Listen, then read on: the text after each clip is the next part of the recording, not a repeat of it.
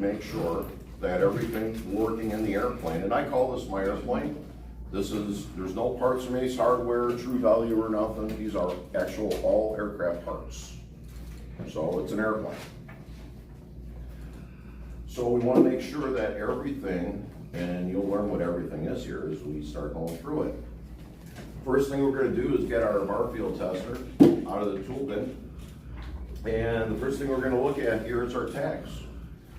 Okay, if we're going to use this to check the calibration on the airplane, this tube needs to be calibrated within 24 months. Unlike these tamper tabs right here, they can't be cut or split. You have to look at the dates, make sure that this is within the 24 months. If not, give it back, but they're pretty good about it, but they won't give it to you unless it's all calibrated. So to start off with it, there is 2 pumps we're going to discuss. If you're unlucky and you don't have electricity, you're out in the field, because there's 2 tanks in here. There's one pressure and there's one vacuum. And I'm going to explain how those work pretty soon. These 2 bottom knobs here, which everybody's going to try this, by the way. Okay? Since we're using vacuum and pressure, and we're going to put it into the airplane, we have to have a way to release it. So 2 bottom on here are the belts. Okay? We have airspeed indicator, vertical speed, altimeter.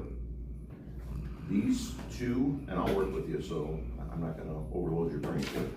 This will release either the pressure or the vacuum, and it's going to go through out of the tanks. It's going to go into these gauges. It's going to come out these 2 fittings. It's going to be hooked up to the airplane, and we're going to be able to check the vertical speed indicator, the altimeter, the airspeed indicator. Everybody staying with me? If we're fortunate enough to have electricity, this is going to be the air pump switch up here. And this is going to be to charge the vacuum tank or the pressure tank. When you run the motor, please have this in either the 9 o'clock or the 3 o'clock position, because the motor will burn out quick. Okay, it'll overheat. Now, if I open this box up to show you what's inside, you would probably laugh because it's almost empty.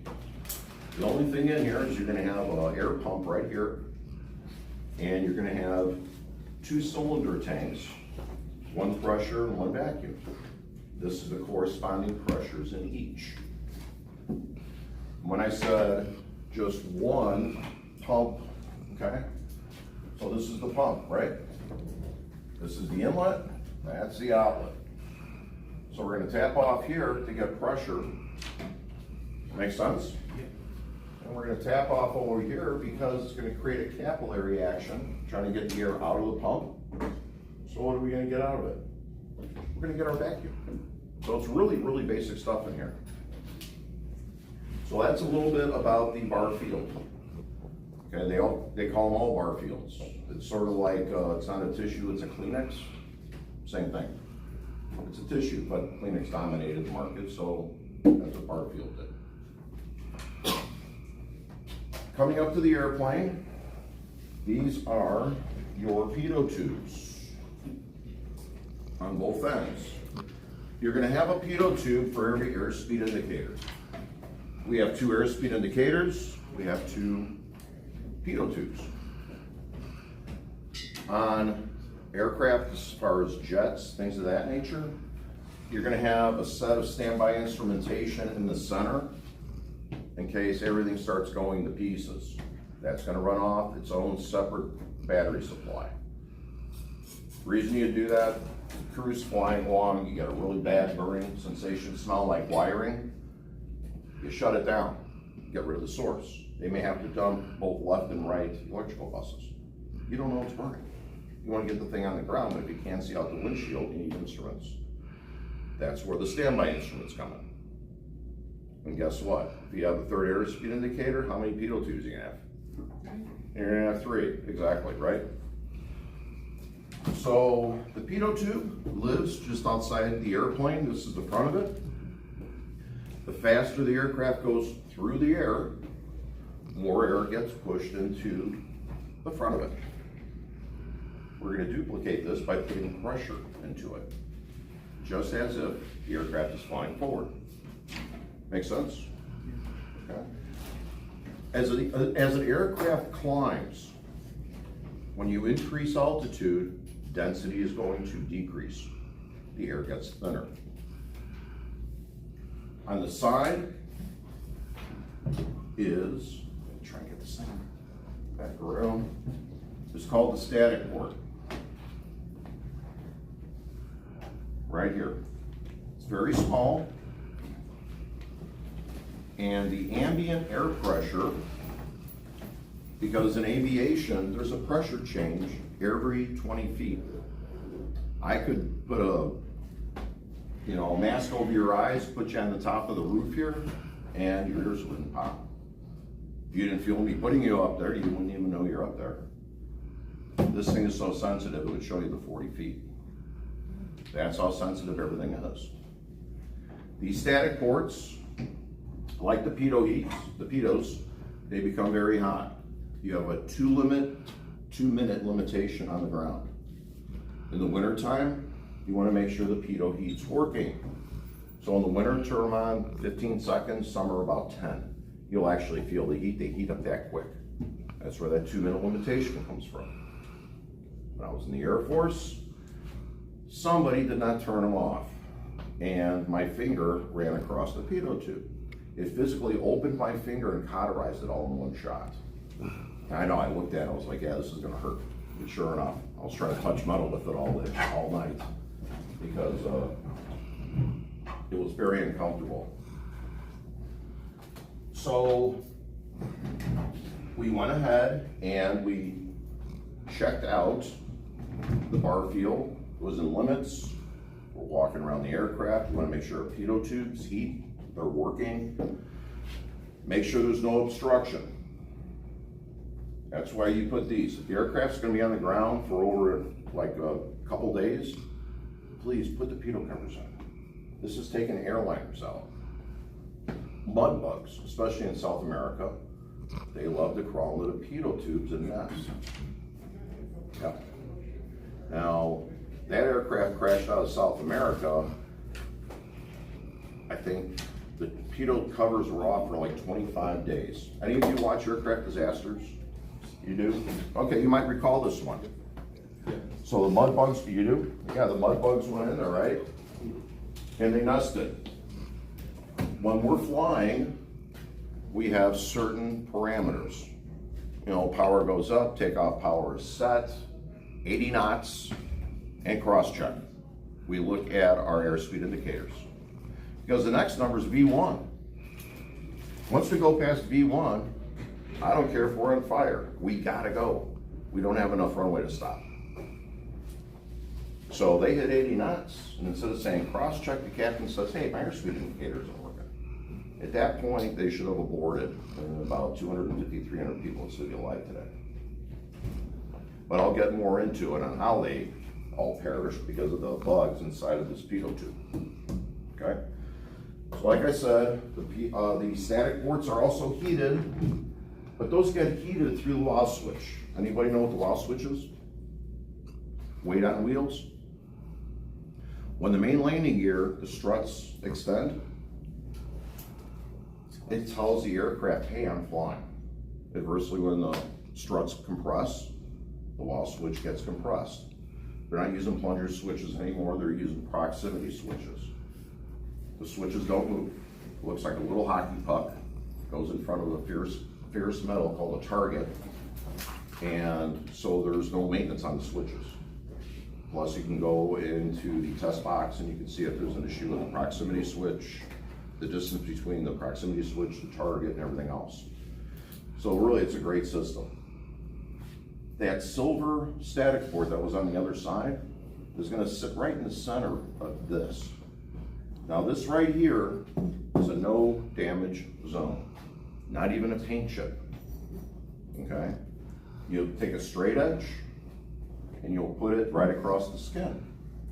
You're going to make sure that there's no waviness. Aircraft get older, they go through hard landings. They expand and contract every time they pressurize. It's called a cycle. And you may have to replace the sheet metal in this area if it doesn't pass the skin waviness check. If you have a chip or anything, the air is smooth. These instruments work solely on pressure. I told you, how many feet is a pressure change in aviation? 20 feet, right? So how sensitive it is. You start getting chips, damage, or anything in this area, guess what it's going to do to the reading? It's going to change the airflow over it. So that means that it's going to check on the ground, but once the aircraft gets up, it's doing 360 knots. That air going through is going to influence what the static board sees. So that's going to be another check that you're going to look at, and that's going to be on the walk around.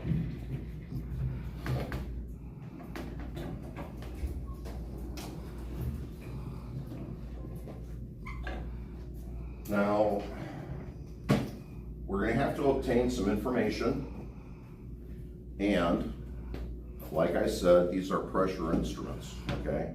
So they have to be told what to do.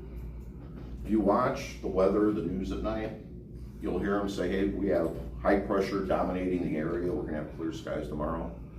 Or there's a low pressure front coming in with a squall line. We have a line of, or a chain of thunderstorms coming through. So the pressure around us is constantly changing. So if these are pressure instruments, guess what they're gonna do? They're gonna follow suit. So we have to figure out mechanically how to correct them. Personally, what I do in aviation, the perfect day, is 29.92 hectopascals, which is our barometer pressure, 15 degrees Celsius. In aviation, that's a baseline everything is built off of. Okay, you're gonna see this in performance charts, everything. On the altimeter right here, you can see it's all over. There's a little window with numbers in it. It's called the Coleman. Think of the thermos, the Coleman thermos. It's the Coleman window. You have to get the correct barometer pressure because then it'll adjust it. And if you get the correct barometer pressure, the instrument mechanically is working correctly and calibrated, it's going to read the current elevation you're at. So if you're at midway, let's just call AIM. It's about 600 feet here. If you're on shore, about 600 feet, we got these nifty cell phones. I think it's like 640. What? Last time I did it was like 640. You can go to your compass right here. And lo and behold, we're at 610. Yeah. It's going through satellite triangulation, which will find any point in space within 3 feet. So we know we're at 610. If we put the correct, and you're asking, how do we find out what the correct thing is? O'Hare's got it, I think it's 135.4, Midway has it, and it's called ATIS, A-T-I-S. It's Airman Terminal Information Service. It's a constant recording for 1 hour. So maybe this hour is Alpha, the next hour is Bravo, next hour is Charlie, and so on. They restart the alphabet when it's done. Unless you have a drastic change, winds, weather, visibility, then they'll give you a special. But we'll use Midway. So you'll hear Midway ATIS weather information Alpha 1937 Zulu weather, winds 360 at 10, visibility 10, sky clear, and temperature is 19, dew point is 15. Here's the key, altimeter is 3015. Guess what? You just got your barometer pressure in hectopascals. This can be used for a lot of things. When we're starting engines, does it matter if we're in the wind or not? Yeah. Facing into the wind? Yeah. You don't want to start with more than a 10 knot tailwind tops. You could go into a hot start because it's pushing the engine the other way. And it's got to overcome that. If you put fuel in prematurely, you're going to get a hot start. So right there, 360. Does everybody know cardinal headings?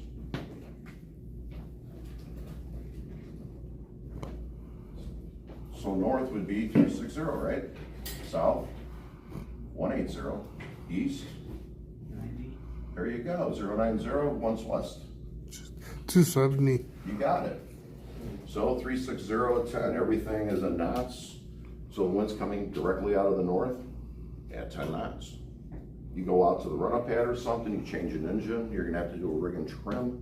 You're gonna put the aircraft right into the wind. Start engines. You've got temperature, you've got dew point. You can get the temperature out of your phone if you want to. Or if you're in the cockpit, we talk on the VHF, very high frequency radio, and you're gonna be using that radio because we taxi airplanes. We taxi them from the terminal to the hangar, back and forth.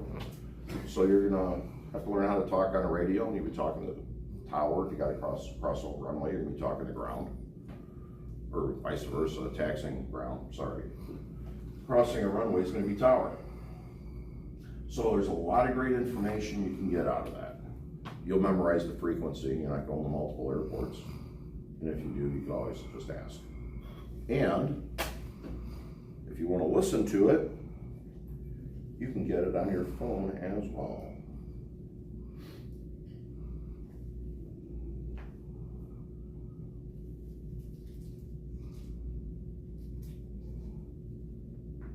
Yep, there we go.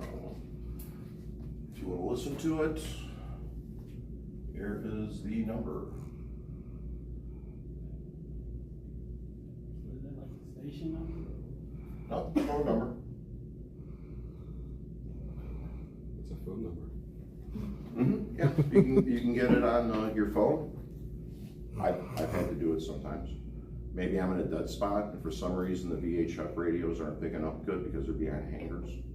Just get on your phone. You can call it just like that. So what we're gonna do, we know the machine's calibrated. We want to believe it's calibrated, but we still have to test it. You know, Joe borrowed the machine yesterday, and he was afraid to say anything, and he dropped it.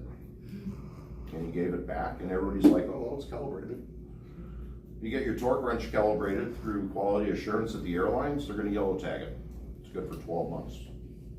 You walk out of QA, you drop it, you turn around, you're gonna take it back to QA. They gotta recheck it, okay? So anything that's calibrated, you drop it, you overstress it, recalibrate it.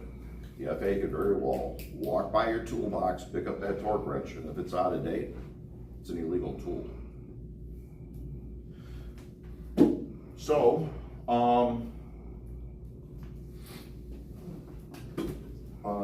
we are going to, bear with me, sorry, I'm tired, I've been up since like 3.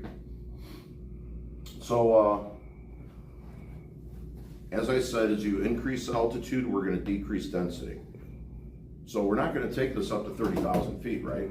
Even if it was the actual airplane, we gotta duplicate that on the ground. We have a specific pressure that's around us, right? Good example is you do not breathe in air. You lift your diaphragm, the pressure around us, it's about 7.5 pounds per square inch, pushes into our lungs. That's how we breathe. Our lungs are built to push out, okay? So as we increase altitude, we decrease density. The way we could duplicate that is by putting the air into a vacuum. We lessen the air pressure, right? The more we lessen the air pressure, the higher the airplane thinks it is. The more pressure we put into our pitot tubes, the airplane thinks it's going faster. We're gonna use these gauges and make sure that the corresponding gauges in the airplane are the same, because this is calibrated. We're trying to calibrate the airplane or make sure it's within calibration, right? So we, remember the little window here? Remember what it's called? Coleman. Think of the thermos, okay? And I'm gonna show you how to read it here. So the first thing we wanna do is check the health of the instrumentation. We're going to get the pressure from ATIS 30.15. We're gonna put it in the Coleman window. And once again, the altimeter should be reading what altitude?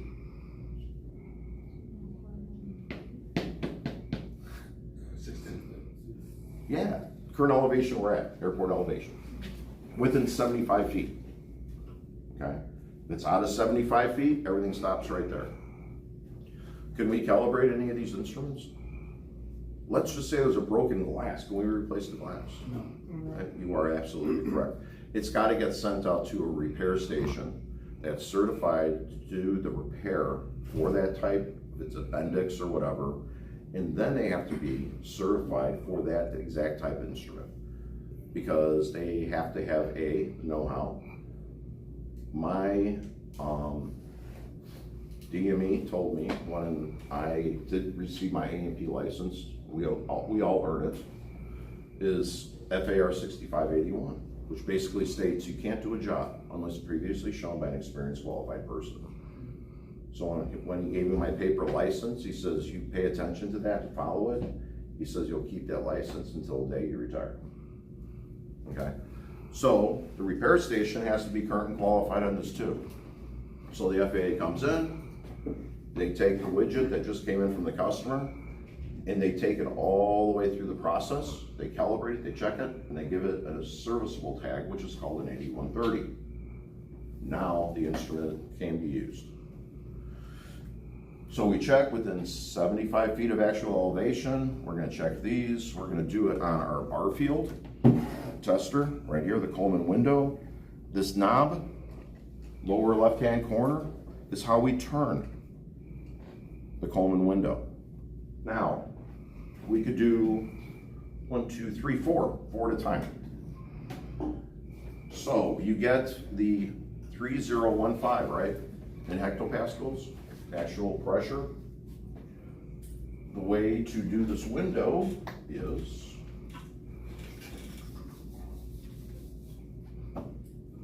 so we have 30.15. First thing you do is find 30. Okay, you turn it. If it goes to 31, 32, you're going the wrong way. Back it up. Find 30. Your second number is going to be 1. So 301, 302, up, go back to 301.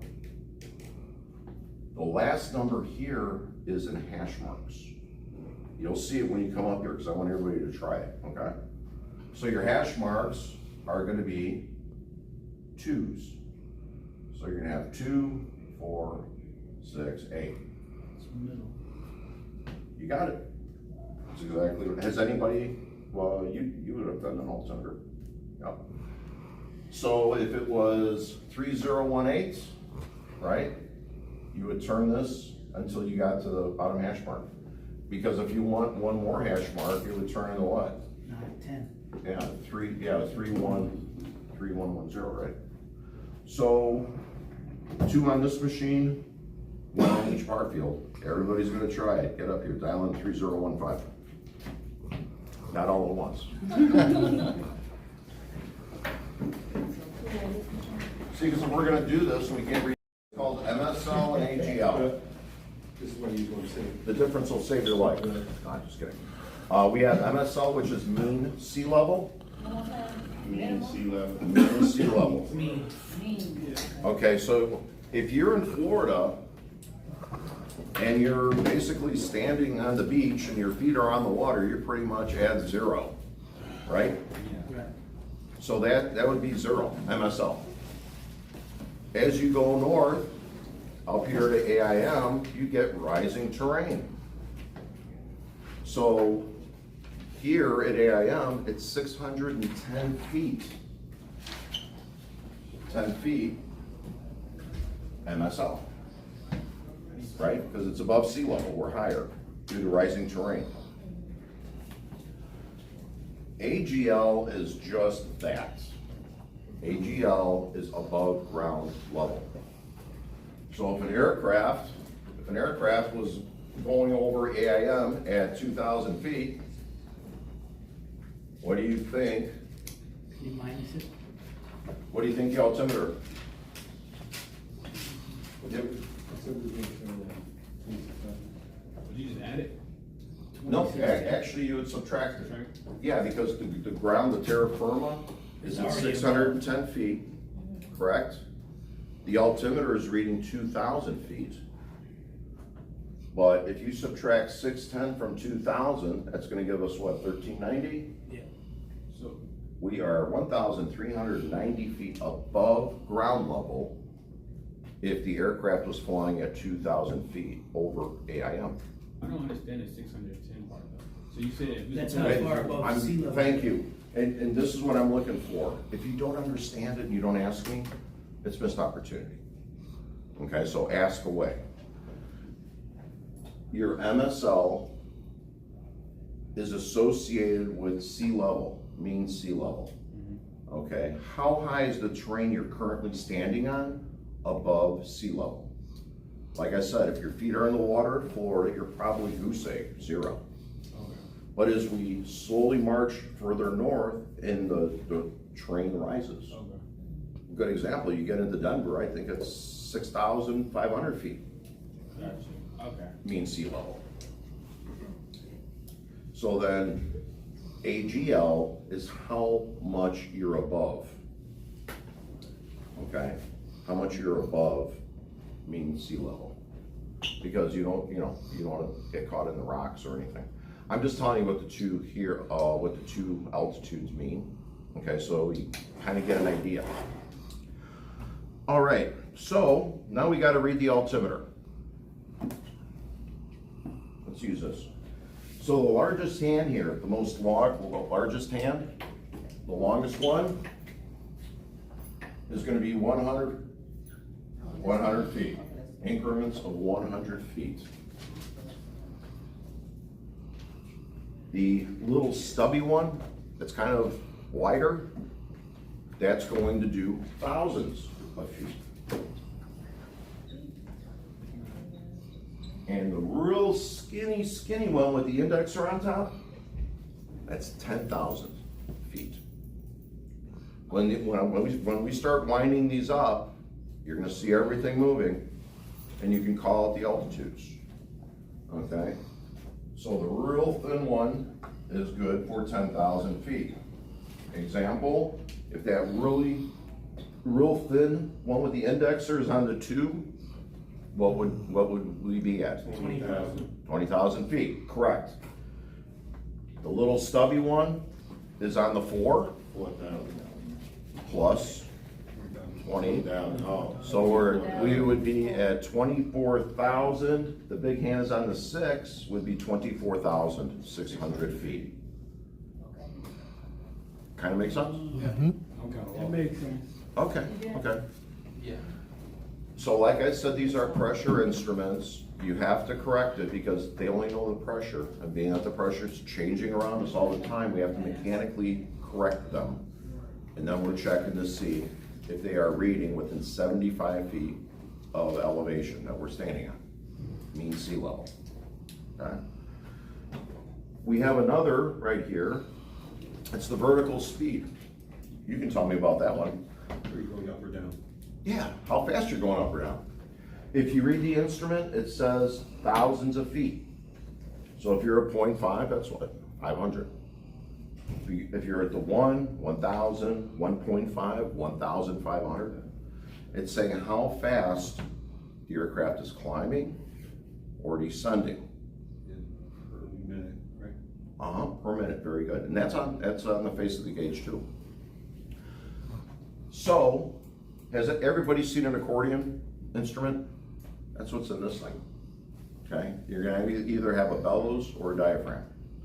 So the bellows, it's made to a certain shape when it's first born, and when pressure changes around it and stops, it likes to return back to its original size and form. Part of the bellows is connected to a sliding gear. The sliding gear is connected to the needle you see in the gauge. When we increase altitude, what's our ambient density doing? It's getting thinner. It's getting thinner, right? So what happens is the air around it becomes less and less as you keep climbing. It just keeps getting less and less. And it takes that bellows and it stretches it out because you're taking the resistance away from it. Depending on how fast you're climbing through those 20 PSI, every 20 feet, there's a pressure change. So the faster you climb through it, the faster that bellows is gonna expand. And then what happens when the aircraft levels out. Bellows what? Wants to go back to its original state, right? There goes the needle, coming back to zero. As the aircraft vacates its altitude and starts coming down, what's our air pressure doing? Making it denser. Yeah, it's becoming more dense. So what's it gonna do to the bellows? It's gonna push on it. It's gonna push because the air's getting greater and greater and greater. You level out, the pressure changes, stop. What's the bellows gonna do? It goes back to zero. In short, that's how the vertical speed works. Yes? I have a question about the vertical speed and the climb instrument. Mm-hmm. So my question was, what's the difference between the climb instrument and the vertical speed? The vertical speed, we use as reference. Good example. Sometimes we'll have conflicting traffic. I mean, maybe it's, I don't know, 80 miles out. But our closure rate is about a mile every 4 seconds. So we're coming at each other at 1,100 miles an hour. Really fast, maybe a little bit faster. So if we're at a conflicting altitude, both aircraft are coming in at 37,000 feet. Sometimes you'll have air traffic control, or that would be center actually. American 532, can you accept flight level 380? Flight level is 38,000 feet. We need you to be there in a minute or less for crossing traffic. So guess what? I start climbing, what am I gonna have to put the needle on? 1,000 feet. Because if you put it on 1,000 feet and you're climbing at 1,000 feet per minute, so I'd go actually a little bit faster because I need to be at 38,000 in less than a minute or less. But it gauges.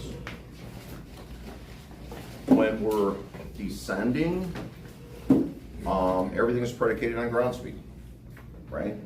Because if the aircraft goes 400 knots and we have a 100-knot tailwind, our movement across the ground is now 500 knots.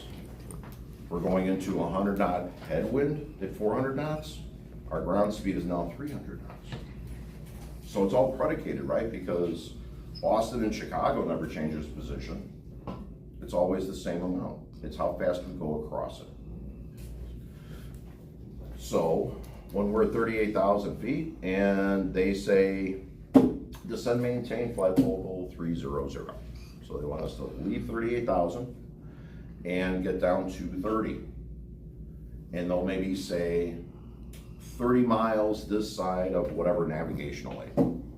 And I look and I say, okay, so we're leaving 38,000. You gotta go to 30, that's 8, right?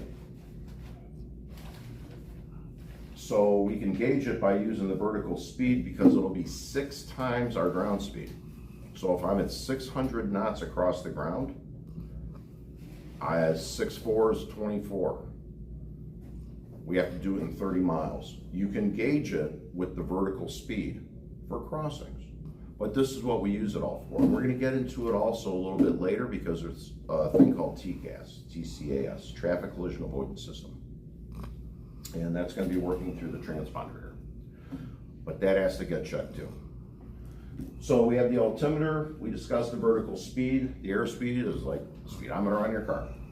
It is what it is, it shows. Now, we have on this, like the altimeter has within 75 feet, once we correct for everything, well, guess what? The airspeed indicator also has its limitations, and the altimeter has its limitations because being that everything works on pressure, right? What's gonna be our biggest problem? A leak. So, in our limitations, please, unless the aircraft makes a hole in the ground, you know what the FAA gets you on? Paperwork, believe it or not. And they're not gonna pull your license, but I'm just saying. If it's bad enough, you get a letter in your file. If it's done maliciously, and you perjured yourself by signing off stuff, I've seen one mechanic fired, and thank God, because if the aircraft broke ground at O'Hare, they would have killed everybody on board. And it would have done the same thing Air Alaska did in the Pacific. The whole horizontal stab jack screw would have pulled out. It was his job to check it on B-check, to remove the panel, to clean up the jack screw, and inspect it, and relube it. He would sleep all night and he'd sign off his paperwork. We were pushing the aircraft out of the hangar, and we had to run the jack screw from point to point, and then bring it back to neutral. We brought it all the way up, we're bringing it back down, and it stops, jams. Pull the airplane back into the hangar. You know, they said, who did the jack screw? And they said, Sterling. I said, get him over here. So he goes up on the scissor lift, pulls the panel, and guess what? Jack screw is dry, metal everywhere. It jammed. It would have cross-threaded and pulled right out of the carriage. And the airplane, guaranteed, would have gone right in. That's where you can get yourself in trouble. But yeah, he would have probably been serving a life sentence because he perjured himself, he signed up for something he didn't check. You know, so you gotta be careful. So you read everything. It says tester, right? That would be the bar field. You're gonna have right here, pitot, upper left-hand corner, right across from it is static, right? So our pitot tubes, what indicator references the pitot tubes? Airspeed? Airspeed, very good. Our static port, what instruments? Altimeter? Altimeter and what other gauge? Vertical speed, right? Because we're looking for pressure changes. Okay, very good. So you're gonna have test limits right here, right on the top, okay? And right above it was leak rate and airspeed. We'll get those numbers once we hook it up. So the test limits, because we're gonna check the box here to see, make sure we have no internal leaks. When we start doing it, you'll understand what I'm saying. This is like the airplane, they're both calibrated, we hope. So the test limits for the pitot, which is airspeed, is going to be 1 minute / 2 knots. So just 1 MIN / 2 ATS. So if we lose 2 knots after 1 minute with the pressure check, is it still within limits? No. Actually, it is. Oh, is it? Up to 2 knots. Now, if it's 3 knots, yep, we got a problem. Okay. Right across over here, okay, on the second line test limits, that's gonna be for the static, so that's gonna be the altimeter. That is going to be 1 minute, 100 feet. So just 1 MIN / 100 FT. That's the test limits, right? That is correct, because what we're gonna do, Is this a these are standard numbers too? It'll always yeah, be pretty much, yeah. What do we consult when we're making sure that the procedure is being done correctly? this. The maintenance manual, okay? And a lot of times you get what is called work cards. And you'll probably just get a work card with the airlines, and it's got everything on there. Yeah. So the first thing we're going to do is I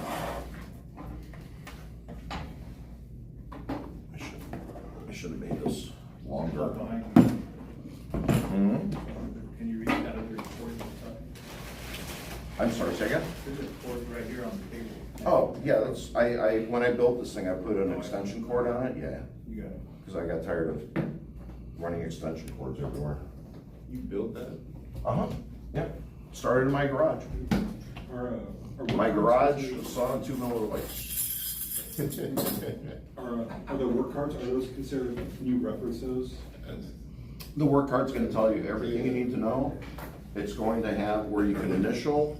We used to use our social security number. Now they give us an employee number. Mine was 165209. And then you date it. I'm just saying, like if FAA comes up and says, where'd you get that number, can I? It will be issued to you by the crew chief. Okay. Yeah. So the first thing we do is we're gonna test our box. Remember this right here? 3 or 9 o'clock position. And as you can see, the pressure increases. We can shut it off, go to our vacuum.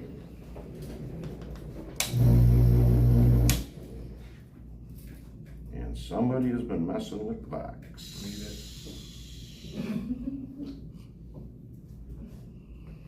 Okay.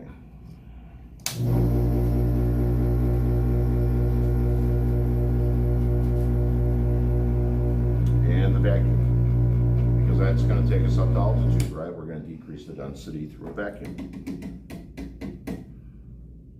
See what just happened? I stretched the bellows out.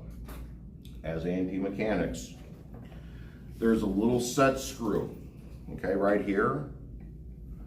Okay, like we get older, you know, things just don't work right anymore. Same with the bellows. After you exercise it so many times, it may be off a little bit. As flight crew, okay, it's coming back. As flight crew, if this was like 100 feet above, 100 feet below, legally, I can take the aircraft, okay? Because if it was 100 feet in a climb, that's my new zero. So if I had to climb at 1,000 feet, what would I climb at? 1,100 feet. Yeah, or I would descend at 900 feet, which would now be 1,000 feet because it's showing zero. Once I got to the station, pulled to the gate, I'd write it up in the logbook and say captain's vertical speed indicator indicating 100-foot climb, right, at level altitude. Mechanics, we come out and we put a little jeweler's screwdriver in there and you could adjust that needle. We're allowed to do that. And all you do is put it back on zero. Now these instruments, some of them, they have like little vibrators on the back because they're pressure sensitive. They're pushing mechanical, you know, gears and everything else. And to make them run smooth, the vibrator in the back helps everything move nice and easy. So if you hear like a buzzing noise or something with the power on the aircraft, okay, it's not gonna blow up. You're probably hearing the vibrator in the back of the instrument. So the first thing we're gonna do, who wants to try it? Come on up, we can do 2 at a time. Okay, now remember the 2 bottom ones are our vents, right? So what we're gonna do is we're gonna take pressure out of the tank, okay? We're gonna put it through the gauge and it should come out here, but we capped them. Because what I'm doing here is I'm seeing if we have any leaks in the machine. Things develop leaks, right? Because if I hooked up the machine to the airplane and I had a leak, where would it be coming from? So we do a process of elimination. We check the box, we look at the logbook, go back 30 days. We could look and see if there's any issues with altitude reading. Good example, they'll say American 523 say altitude. We're at 3,000 feet. Yeah, the radar is showing you at 3,300 feet. We got a problem. That's what would be in the logbook. Okay. So go ahead and close the vent because we're gonna not vent it anymore, right? We're gonna trap it because we're gonna put that air into the airspeed indicator, representing air going into the pitot, like the airplane's moving forward. More air, higher airspeed. So when this is closed, you don't have to over tighten them, just snug them. Not yet. We're gonna do them one at a time. And whoever wants to use their phone, because you can hit it for me, 1 minute. You're gonna take this and slowly open it. And this thing is gonna start moving pretty quick, so you can start slowly backing this off. Go ahead. We're gonna take it to 200 knots, or whatever they recommend in the maintenance. If you start tightening it, there you go. And we'll slowly open it and put it right on 200 knots. Very nice. You see how slow Apollo's going? Okay, because we're working on airliners, we're not working on jet fighters. So the airliner doesn't go from 0 to 360 knots in 2 seconds. So they're very sensitive instruments. Yep, that's close enough. Someone want to start time? Perfect. And as we're decreasing it, now you can see why you have the vent. because we're gonna slowly bring the airspeed off as if the aircraft was decelerating. These aircraft are built for an aircraft, but you can damage them very easy, okay? You don't wanna do that on the job, because these are direct instruments, so it's kind of cheap still. You're only gonna destroy probably about $20,000 to $30,000. You destroy an air data computer, ADC, that could be up around 150 to 180,000, and you got two of them. Damn. Yeah, a little expensive. Goes out your check. So what it is after 1 minute, we're making sure that we're not going to lose more than 2 knots. Okay? And we'll leave out there, 10 more seconds. 10 more, 10 yeah. more seconds, okay.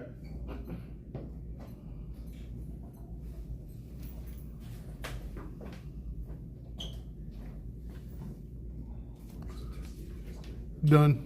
Okay, we still at 200? Yes. Didn't move? Okay, fantastic. We have no leaks. So right over here is pitot, upper left-hand corner. And it's gonna say leak rate and airspeed. For leak rate, you can put down plus or minus 0. Airspeed, so slash 200 knots. So we know what the airspeed indicator was reading. I got a question. Yes. I couldn't really see what she was doing. So what was the time? It was going down by itself, going up by itself with the 1 minute? No, what we did was we increased the pressure to the indicator. Okay, and then we stopped feeding pressure into it. Because if we put more pressure in, that would simulate the aircraft accelerating, because there's more pressure going in. So we locked the pressure, okay, and we held it right at 200 knots. Now we wanted to make sure that we had no leaks in the machine. No internal leaks actually in the machine. So we proved that. Who wants to let the air out? Come on up. Want you to say first? I thought I was gonna do the other. Oh, okay. Then go ahead and slowly open this and bring the airspeed indicator back to 0. We're gonna slowly release that pressure.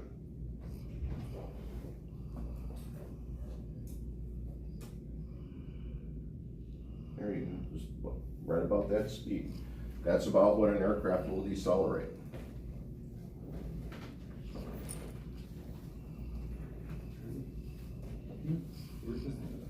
Excuse me. And then once it gets back to 0, always keep these vents open. Because remember, they're pressure, right? Pressure's changing all around us. So you put this back in the box and you lock it up and you lock those vents. The outside pressure is going to influence whatever's trapped. You're gonna have the altimeter running on you and everything as soon as the pressure starts going. So you want the machine to breathe. I'm guessing you don't want to forget to release before you take the cap off. Well, what we're doing first, process of elimination, we're making sure we have no leaks in the box. Well, I was just saying, when you do take the cap off, I'm guessing you probably don't want to depressurize the box. Either way, yeah, I mean, the vent's open, right? So nothing's, yeah, I mean, if I were to try out and start putting pressure back into the airspeed indicator, it's gonna go to the point of least resistance. It's gonna go right out the vent. So then, let's go ahead and I'm gonna put this right at 6. We can close our vents on the vacuum side. Yep, yep. Righty tighty, lefty loosey. There you go. Very good. Slowly start opening this. And then what happens is you're going to see the vertical speed start increasing, right? Because we're taking vacuum into the air. We're lessening the pressure around it. That bellows is expanding, right? So you want to take it up to about 1,500 feet per minute. Okay, so that's going to be 1.5 because it's times 1,000 feet. Yeah, there you go. Now, the faster you put the vacuum into it, it's representing the aircraft climbing even faster because you're going to change the air. We're decreasing it even faster. There you go, beautiful. And we're gonna No, we gotta, yeah, we have to keep climbing, don't we? We have to keep adding vacuum, because the air's getting thinner and thinner and thinner.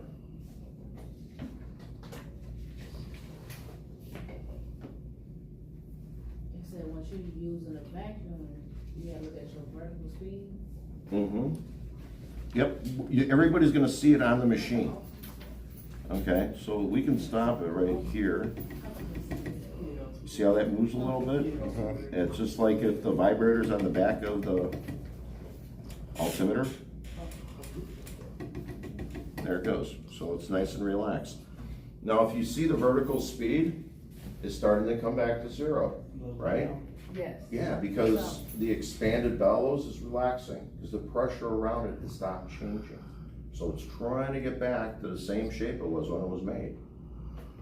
Being that it's attached to the vertical speed, go ahead and hit for 1 minute. And in 1 minute, how much altitude can we lose? 100 feet, yeah. So we're checking for leaks down our static system. Like I said, we think the airplane's okay. There was nothing in the logbook. We're making sure that there's no leaks in the bar field. So guess what? Once we prove that, we hook up the bar field to the aircraft and we have a leak.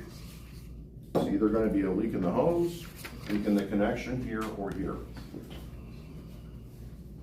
So at least we know what to focus on. Process of elimination. Exactly. All right. You said the leaks gonna be in the window, the box, and what else? The what, which one? The leaks would, if you. Oh, no, the box is gonna be good once we prove that, right? And then where the hoses are gonna hook up, It could be a leak there. it could be a leak here, or where it connects to the pitot tube. Yes, You're talking. we're good? Yeah. Who can tell me what that altimeter says, and we'll take a break, stretch our legs. Oh, God. The biggest hand 2,000. is how many feet? 100. Okay. The smaller stubby one is 1,000. is 1,000. The And real skinny one with the indexer on top is how many feet? 10,000. Tens of thousands of feet. So what are we looking at there? What's the little hand on? There's like two, right? There's three. This is a 3-pointer. I'm saying, So number little two. hand is on two. Yeah, it's like it's on the two. Well, Yeah, it's Okay. right after- So the stubby one is how many feet? 2,000. Okay, so 2,000. The big hand It's like, is 100 feet. It's right at zero, isn't it? yeah. Yeah. So if we were to do this, it would be at 2,000. We're coming up 2,100, 2,200, coming up 2,300. And when that little hand gets to the 3 and starts going past, it would be 3,000 And then whatever. and whatever it is. As this is winding up, see that little skinny one? How it's slowly migrating over? Because it's starting to go towards the 1. Once it hits the 1, you're gonna add 10,000 into the equation.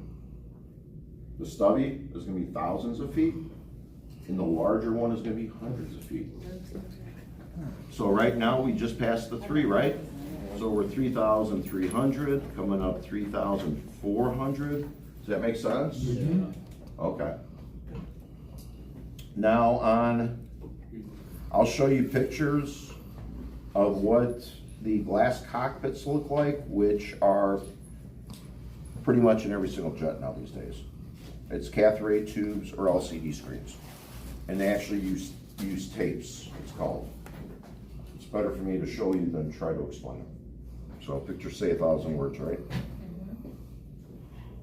All right, why don't we stretch our legs, grab a coffee at the restroom, do whatever. The leak rate was 0, plus or minus 0.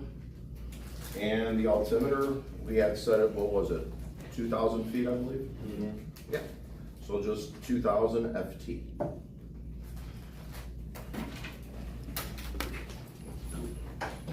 You got me tired. I was low-key fine, bro. Me? You know, that could go like, come on, lay my head down. Yeah, but if you do get a chance though, that number I put down for ADAs, yeah, put it in your phone, just listen to it. It's gonna give you so much information, it's gonna take you a few times to actually, catch it. You know, With two, you just. we don't know everything's mechanics, but we have to know where to find the information. Okay. So, we all agreed earlier, you're gonna have a dedicated pitot tube, right? To each airspeed indicator. Okay. Now, static ports.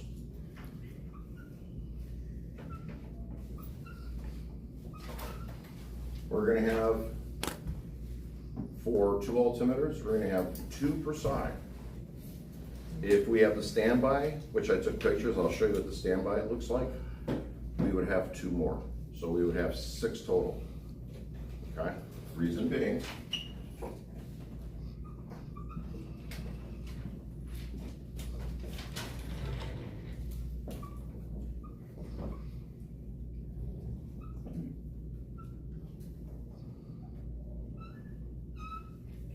so on the left side or captain side of the airplane, 2 static ports if you have 2 altimeters. The upper one is the captain's, the lower one on the left side of the aircraft captain side is the first officer. It's flipped on the right side, the co-pilot side. The top one is the first officer, the bottom is the captain's. Reason being, an airplane doesn't fly completely straight, goes into a bank, right? If it's not a perfectly coordinated turn, what do you think our pressures are gonna do? Change. Yeah, sure are. So if we were only tapping off one side and that pressure changed, what would our altimeter start doing? Yeah, it's gonna start changing too, even though the aircraft is maintained altitude. So for some reason, if we're only getting 40%, maybe the airplane's in a slight slip. Guess what the other side's gonna be? 60. You got it. It's always averaging out at 100. Because otherwise that altimeter's gonna be going all over the place and the airplane's making a level turn. So guess what?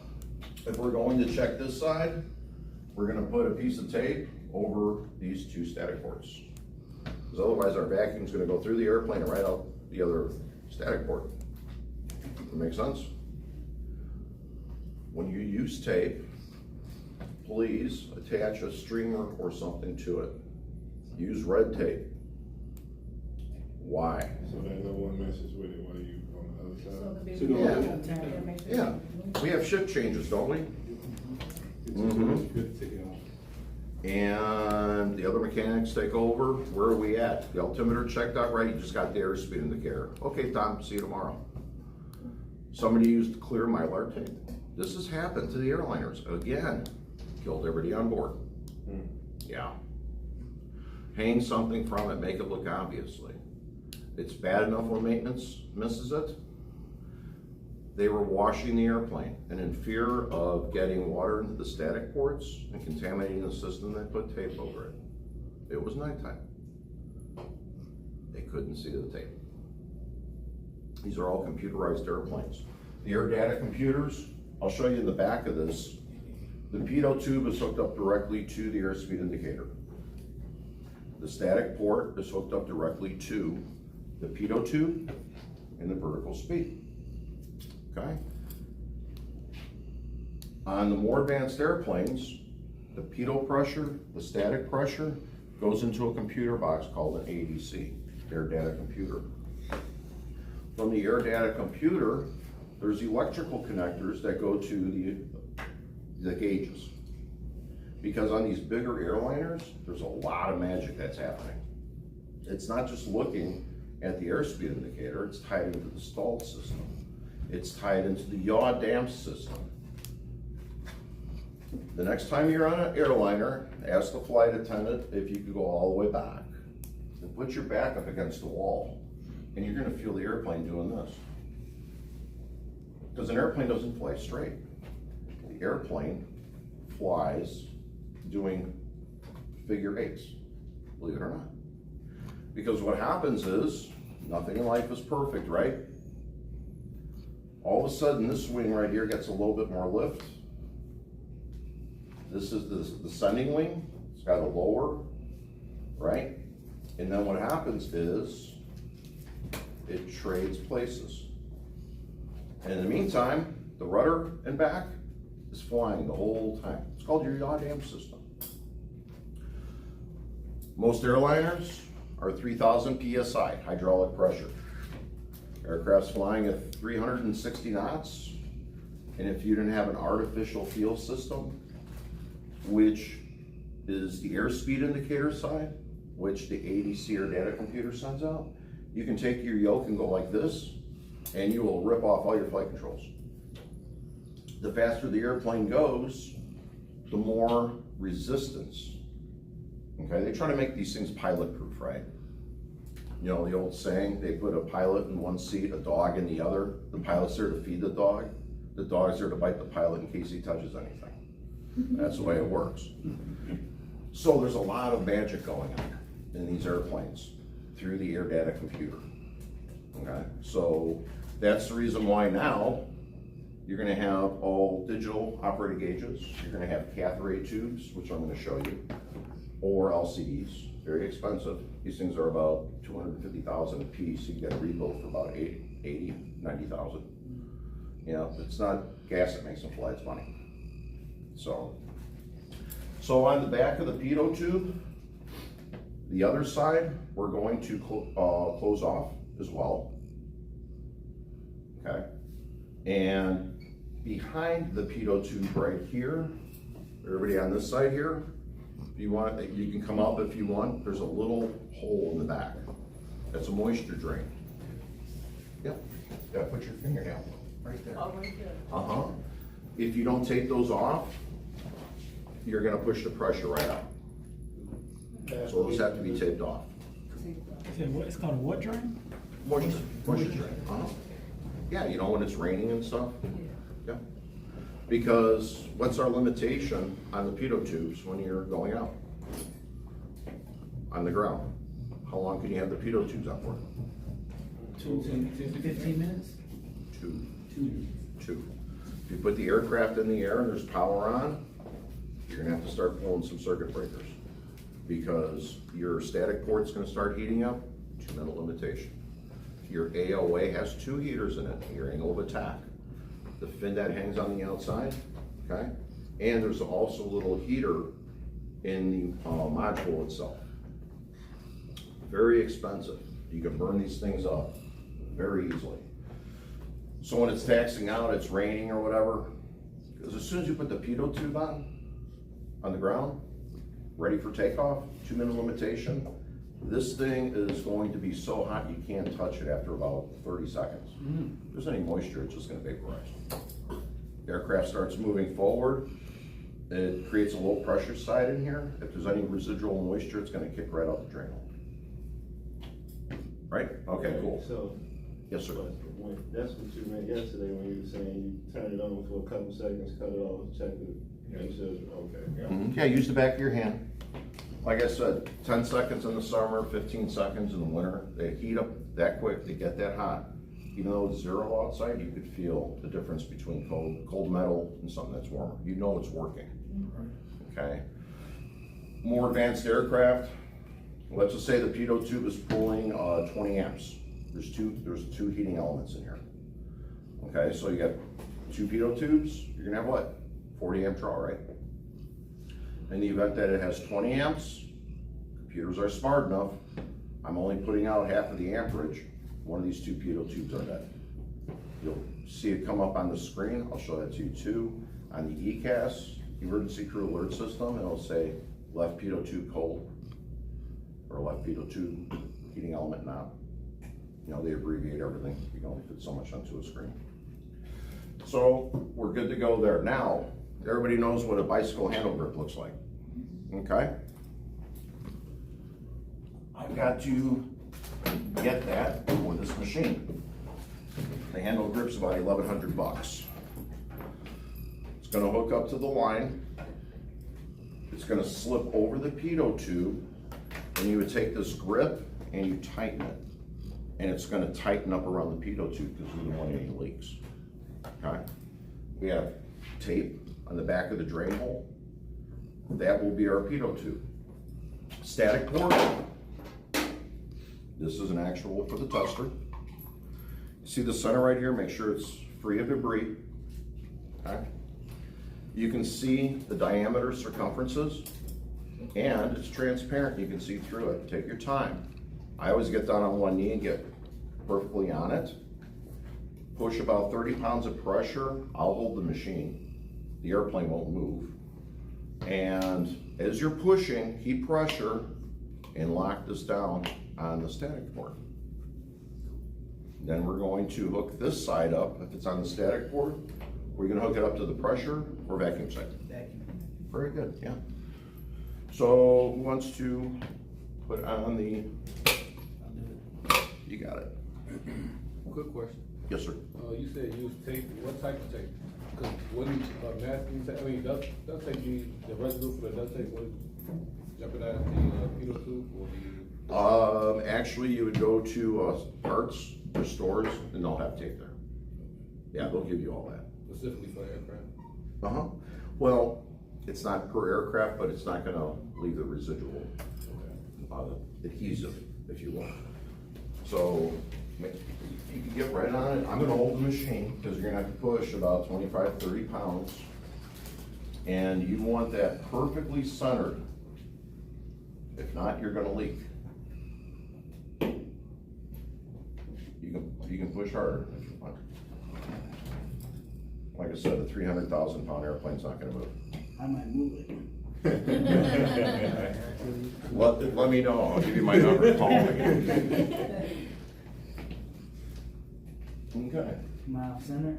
I don't know, let me look at it, straight on.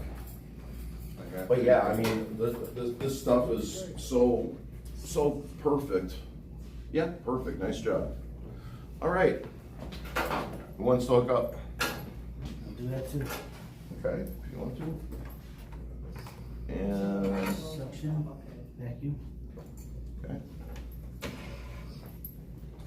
Now, when you're putting these on, there's a bevel, okay, the V-nut, and you want both sides of the seat. You can get this thing off a couple of degrees, and if you tighten it down, you're gonna compromise the mating surface. So, just, Snug. yeah, just, well, no, just kind of pull up on it as you're turning it down. Draw the V-nut to the mating surface, let it sit, nice and easy. And then snug it. You could always tighten it a little bit more if we have a leak. Okay, but after a while, this is a softer metal than that. There's a reason for that. We can replace these a lot easier than we can replace those. So which way you go? There you go. Righty tighty, lefty loosey. So that's our vacuum. We're gonna introduce that to the static. And then you're gonna go ahead and put the pressure on the airspeed side, pitot. Okay, I'm gonna throw one more twist at everybody. As we all know, the aircraft climbs, right? Our density decreases. Okay, keep that in mind. Let's just say if there was an aircraft at 10,000 feet and there was one at 1,000 feet. Both airspeed indicators are reading 200 knots. Would they be going across the ground at the same speed physically? No, No. What would be going faster? the one at the bottom. Or the one at the top? One at a time. You know why? Because at a lower altitude, we have more dense air, right? And as it's going in the pitot tube, it's gonna have more of an effect on the bellows and the airspeed indicator, okay? So, the pitot tube now has a good friend called the static port.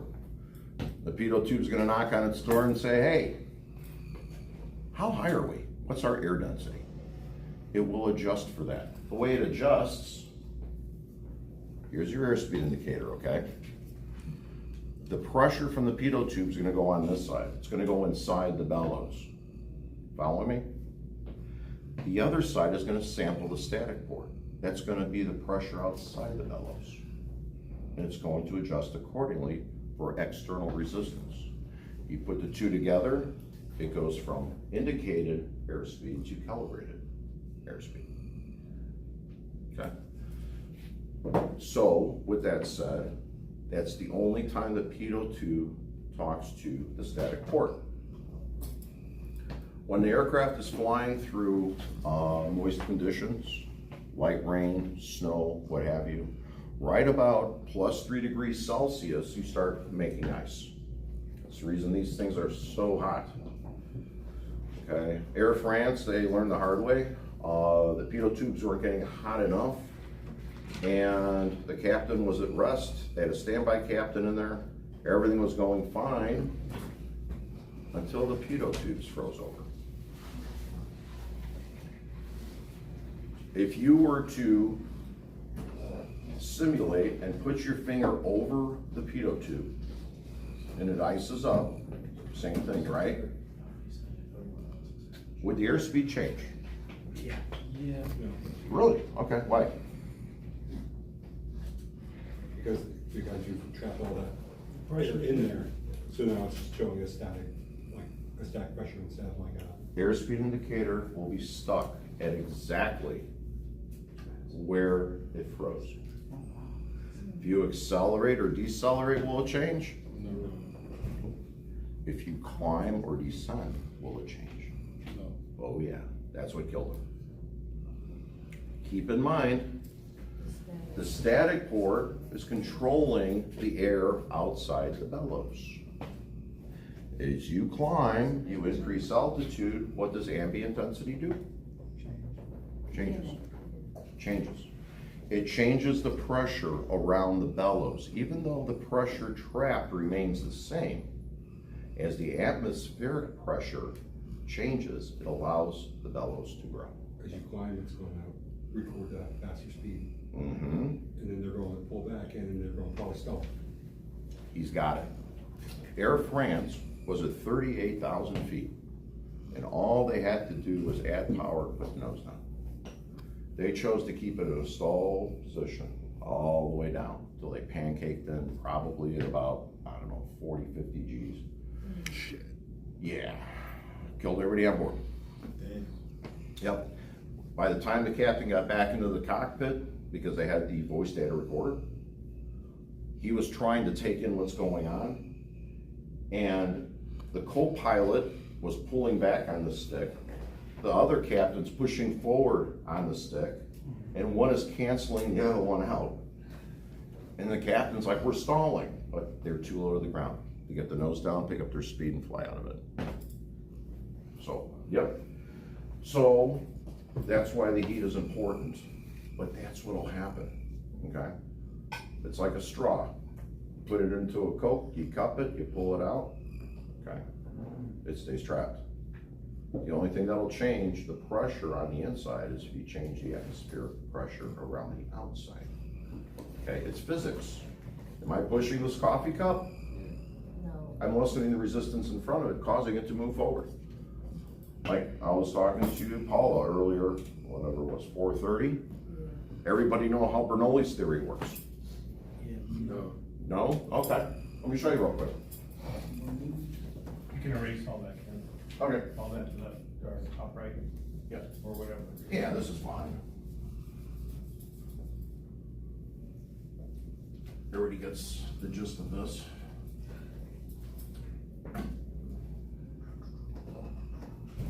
Standard airfoil, it's got a round camber on the top, right? So let's just say we're gonna use 2 molecules. There's millions of them, but we're gonna use 2. Molecule starts here and here.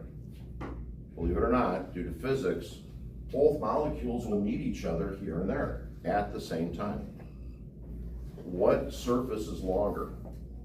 Upper. The top.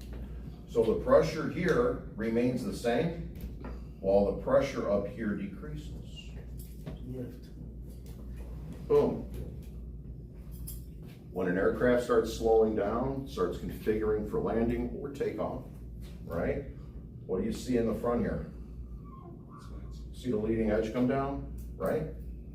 If you're landing, you know, your flaps come down. Here's the molecule, here and here. This one goes here. This one's gotta travel all the way around to get to there. See how exaggerated the surface is? It's providing more lift at a slower speed, more stabilized platform. The trailing edge flaps pushing down, so the pilot doesn't have to stand in his or her seat to look out the window to see the runway. It's going to push the nose down. And that's how they all work together in harmony. Okay. Another thing, air data computer. You know how it did the yaw dam, did the artificial feel. It does all this.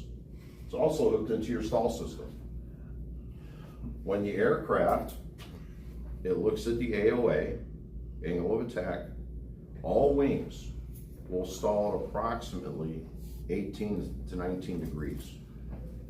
Because as these molecules, right, are going over the top, once you achieve around 19 degrees, Shoots past. the molecules get disturbed because of the relative air going over the upper camber. Stall. So at about 17 degrees, the angle of attack, it's a little wing on the side of the airplane, and it tells the pilot what the angle of attack, as far as the chord line from the leading edge to the trailing edge, is in conjunction with the relative air hitting the leading edge. Air data computer starts saying about 16 degrees nose up. Guess what it's going to tell it to do? Automatically your high lift devices start coming out, trying to save the pilot. It's saying, wake up, hell, because if you just keep slowing down, game over. Okay, we had 2 pilots in American, they were reading the paper. Going altitude. Yeah. And they recovered, I think it was 15,000 feet they lost. Put everybody on the ceiling that didn't have a seatbelt sign, because whoever reads that sign. I did twice, but I didn't stall. I got into clear turbulence. But yeah, and they had it in vertical speed when they should have been in indicated airspeed climb, which means that you set it at like 300 knots. And if the aircraft goes to 301, it raises the nose. If it goes to 299 knots, it lowers the nose. And it keeps the aircraft climbing at 300 knots. Vertical airspeed, you put it at 2,000 feet a minute, it doesn't care. And once you get up, the air gets thinner. Guess what the airspeed's gonna start doing? It's gonna be dropping off. They were too busy reading the paper to see it. Yeah. So you can see what we're doing here, how much it affects all the systems. So what I'm saying is be diligent. If the machine says 200 knots, and the aircraft says whatever it may be, try to get everything spot on. All these systems rely upon it. Okay? Okay, so who wants to hook up the airspeed indicator? Because we're going to take the airplane up for a spin. And that's going to go right here, right? Because that's going to be the pressure port. The pressure port goes to the pitot. The pitot goes to the airspeed indicator.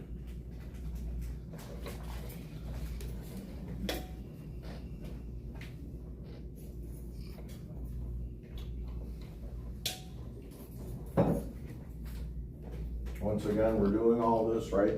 We're going to check ATIS, get another altimeter setting, make sure everything is where it should be.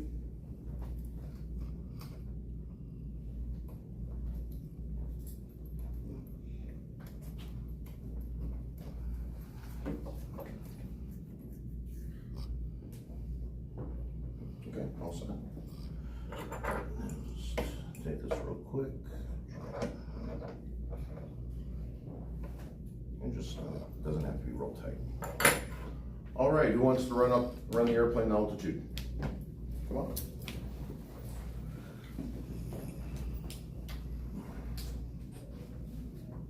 Okay, so we're gonna be using the vacuum or the pressure side? Altitude, Mhm. pressure. Vacuum. How do we simulate going up? We put a vacuum in the atmosphere, right? So the first thing we're gonna do is we're gonna close our vents. Because when we open this vent, that's how we're gonna bring the aircraft back down. We're gonna introduce more density to it, the airplane's gonna think it's ascending. So, perfect. And then you're gonna slowly start opening this, you're gonna see the vertical speed come up. Keep it right at about 1,500 feet per minute.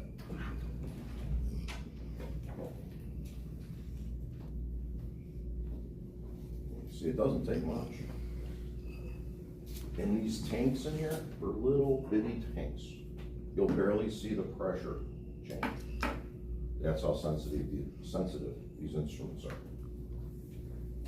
And as you can see, Is this what a modern, tester would still look like? They still make no, and these testers right here, they're $30,000, $35,000, $45,000. They're all digital now. They're probably even more than that. This would be on the ground, hooked up to the static ports, the pitot tube. You would have a receiver with you controlling this up in the cockpit. So you can see the instruments moving and you're getting a readout. Another thing this doesn't have is a receiver for the transponder, which we'll get into here just in a minute. Okay, very good. So this is basically test beat. So you basically after you hit like a test button and it just tells you what to look for. That's it, automatically goes through all the motions.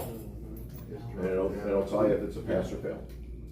Sure. Oh, yeah, that's right. Oh, that's good. So these are This one's climbing, that one's on. So as you come up to 3,000 feet, okay, you're looking at the co-pilots, you're looking at the captain's altimeter, you're seeing if they're coming up pretty even. Okay. And I'm then, sorry, y'all. then right here, what we're going to do is we're going to stop the pressure.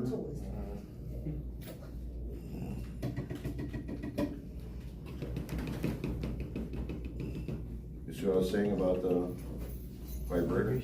Yep. I'm simulating this. Okay. I would be having problems right now.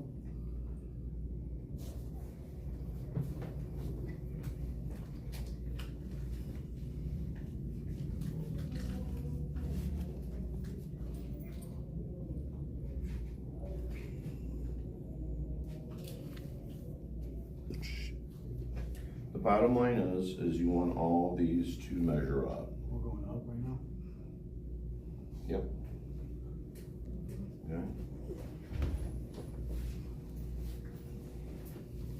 Okay. Okay, we can set the time, 1 minute.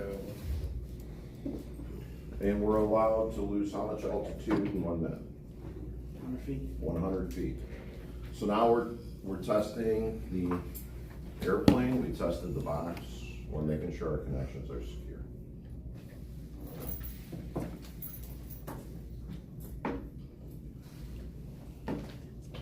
Now, you're gonna probably run it up to different altitudes and everything else, okay?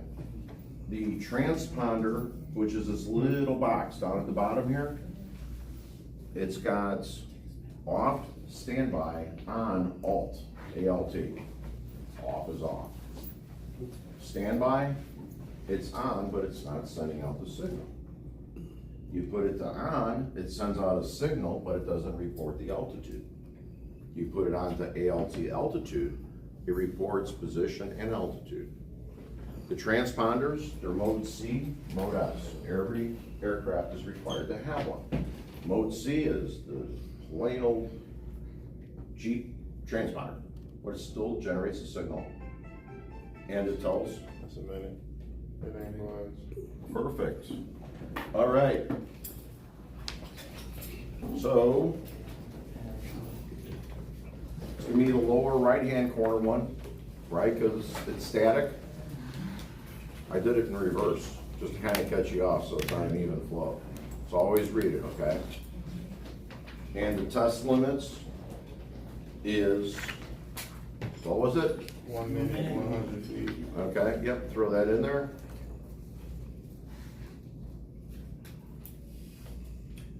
The leak rate, Plus minus zero at 1,000, at 3,000 feet? Uh-huh, absolutely. Now, you see where it says notes up here for the tester? Never, ever, ever leave something blank. Because if the feds see that, what do you think they're gonna think? What are you hiding? You missed it. Yeah, you didn't do it.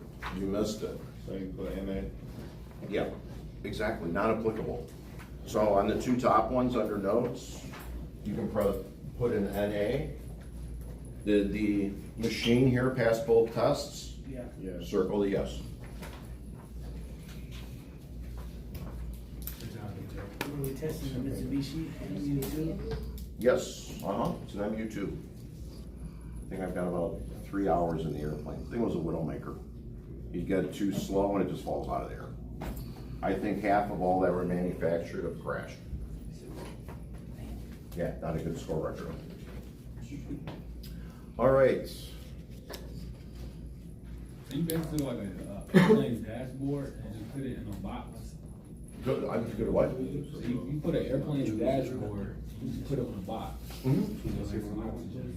Yeah, I put a cover back here. I created 20 faults. All these doors open up. They have testing. You can put a meter to it. I could create faults in the back. I could throw circuit breakers. I could make the bulb fail, the socket fail. I can make the pitot tube heater fail. I can make the nav lights, the bulb or the socket fail. Short them out. You can do all that for the back of the machine. How long you say it took you to make all that? 2 million. I was gonna say he's built 1 through 48. So you built it to simulate failures? Yeah. Yeah, I'll flip the box around, but there's a panel back there with 20 switches. Damn. So this transponder down here, this bar field's gonna have a receiver for the transponder, okay? I told you the positions. On the ground, as mechanics moving airplanes around, we may have to use this box. Because at O'Hare and Midway, they have ground radar.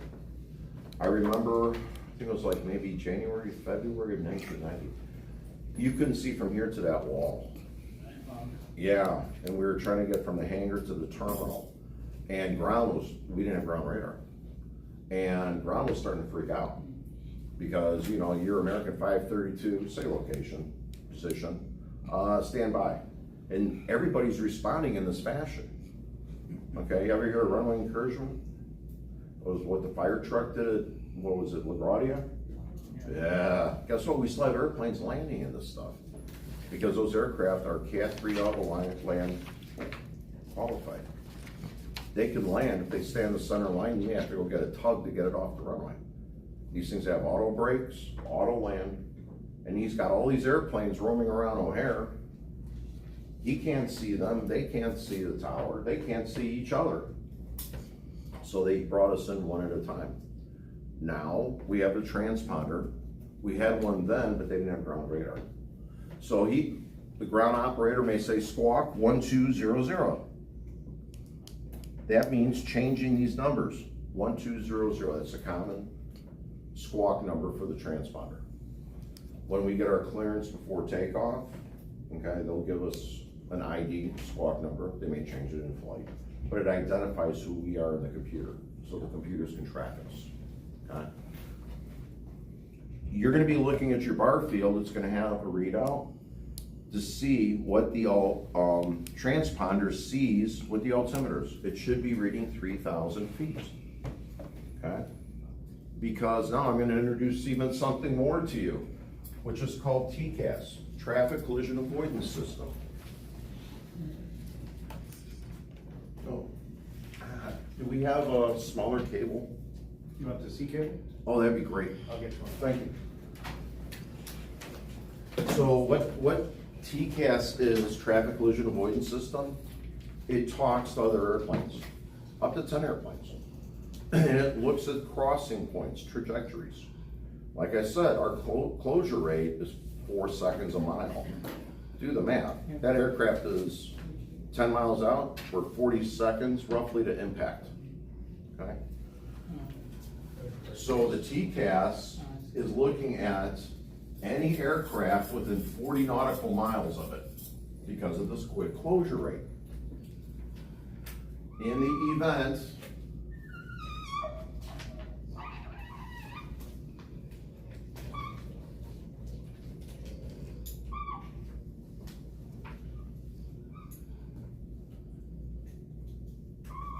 and I'll show you the TCAS on my aircraft. Let's see.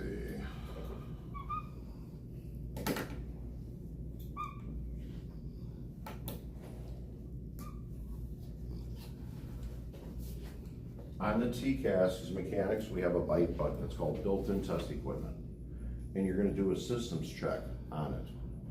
When you hit that button, you're going to have 4 diamonds show up. That's targets. It's gonna be other airplanes around you. Thank you. Other airplanes around you. And even though you can't see them, you can't see an airplane 30, 40 miles out. TCAS can. And it's already looking out for you. This right here would be 800 feet above you, descending. This one is 300 feet below you, climbing. It's watching all these airplanes around you. And if it starts getting suspicious and there's less than 1,000 foot separation, it's gonna turn white. And it's gonna be yelling at the pilot, hey, you have a potential target out there. As it gets closer, it becomes more of a threat, it's gonna turn amber, yellow. And it's gonna be followed with traffic, and it sounds just like that. It's basically saying, hey, we could have a problem here, okay? And that's a traffic advisory, a TA.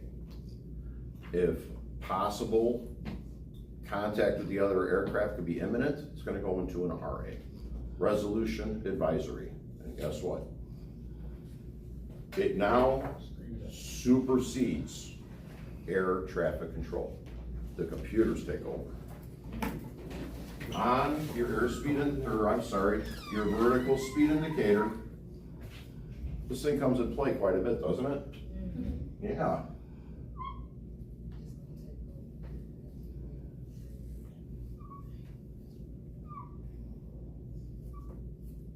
So you have your pointer, and right here, you have a row of green lights.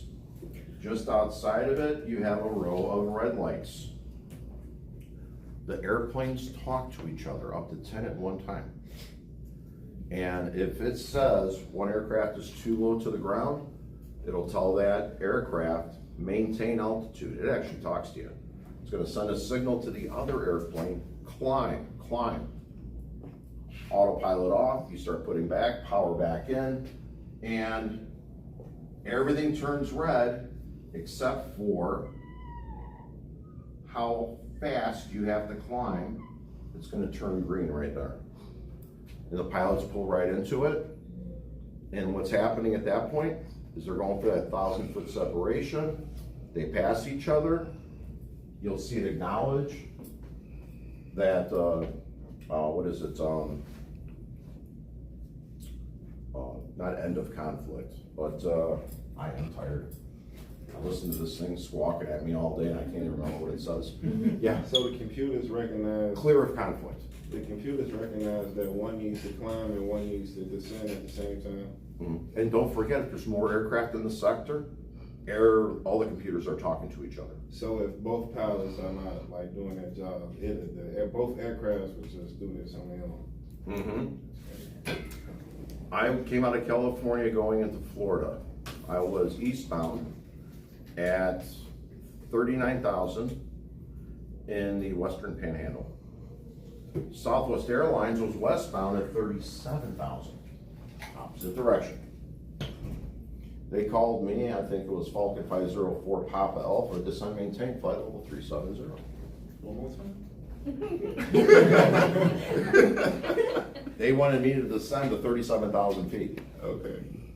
Traffic opposite direction was at Southwest, 37,000 feet. You dial in an altitude because the autopilot's on, right? The autopilot has to know where to go. It's flying the airplane, but you gotta tell it where to go. Whether you're going in heading, whether you wanted to descend, climb, stop at what altitude. So I dialed in 37,000 and I hit my vertical speed at 1,000 feet a minute. Guess what came online?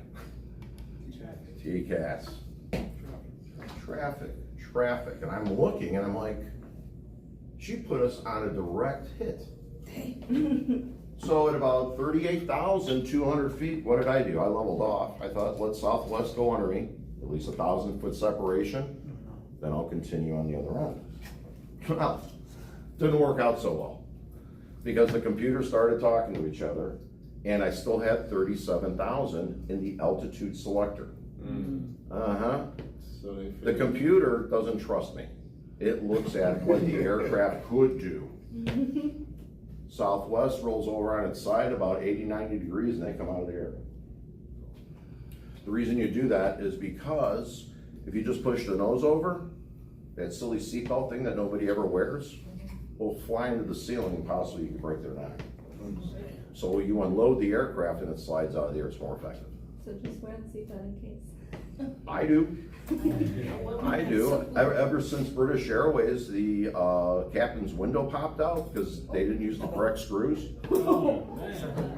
He was hanging outside the airplane, two people hanging onto his ankles. Let me see He that. survived. Man, I know that's terrifying. His feet got stuck in the glare shield. Wow. Yeah. He didn't ever go back, did he? Huh? He didn't ever go back, did he? No. He the first officer went back. Would you? He said, okay. Yeah. It's 60, think about it. It's 60 below zero, 70 below zero up there with about a 300-400 mile an hour wind chill. What do you say to yourself? Hey, you think you're having a bad day. 90% of my job is telling people to wear seatbelts during severe Yeah. turbulence. Yeah. So anyway, yeah, that's what happened. And it told Southwest, descend, and he descended. Okay. So these computers talk. If I would have clicked up to 38,000 feet, I learned something new that day. Yeah. I heard this woman's voice for 20 some years on Jacksonville Center. Who knows? Maybe she had a sick kid. Even worse, somebody died. We're human beings. And this stuff plays a lot with you. Okay? So the computers are there to help. And that's why when the TA goes into an RA, traffic advisory to a resolution advisory, the computers take over. Now, they don't take over the autopilot. You gotta disconnect the autopilot and follow the commands.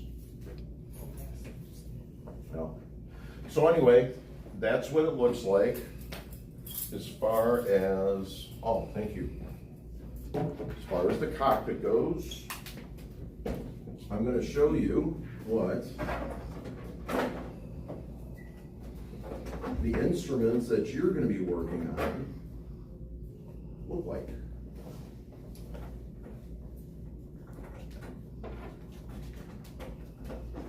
Boom.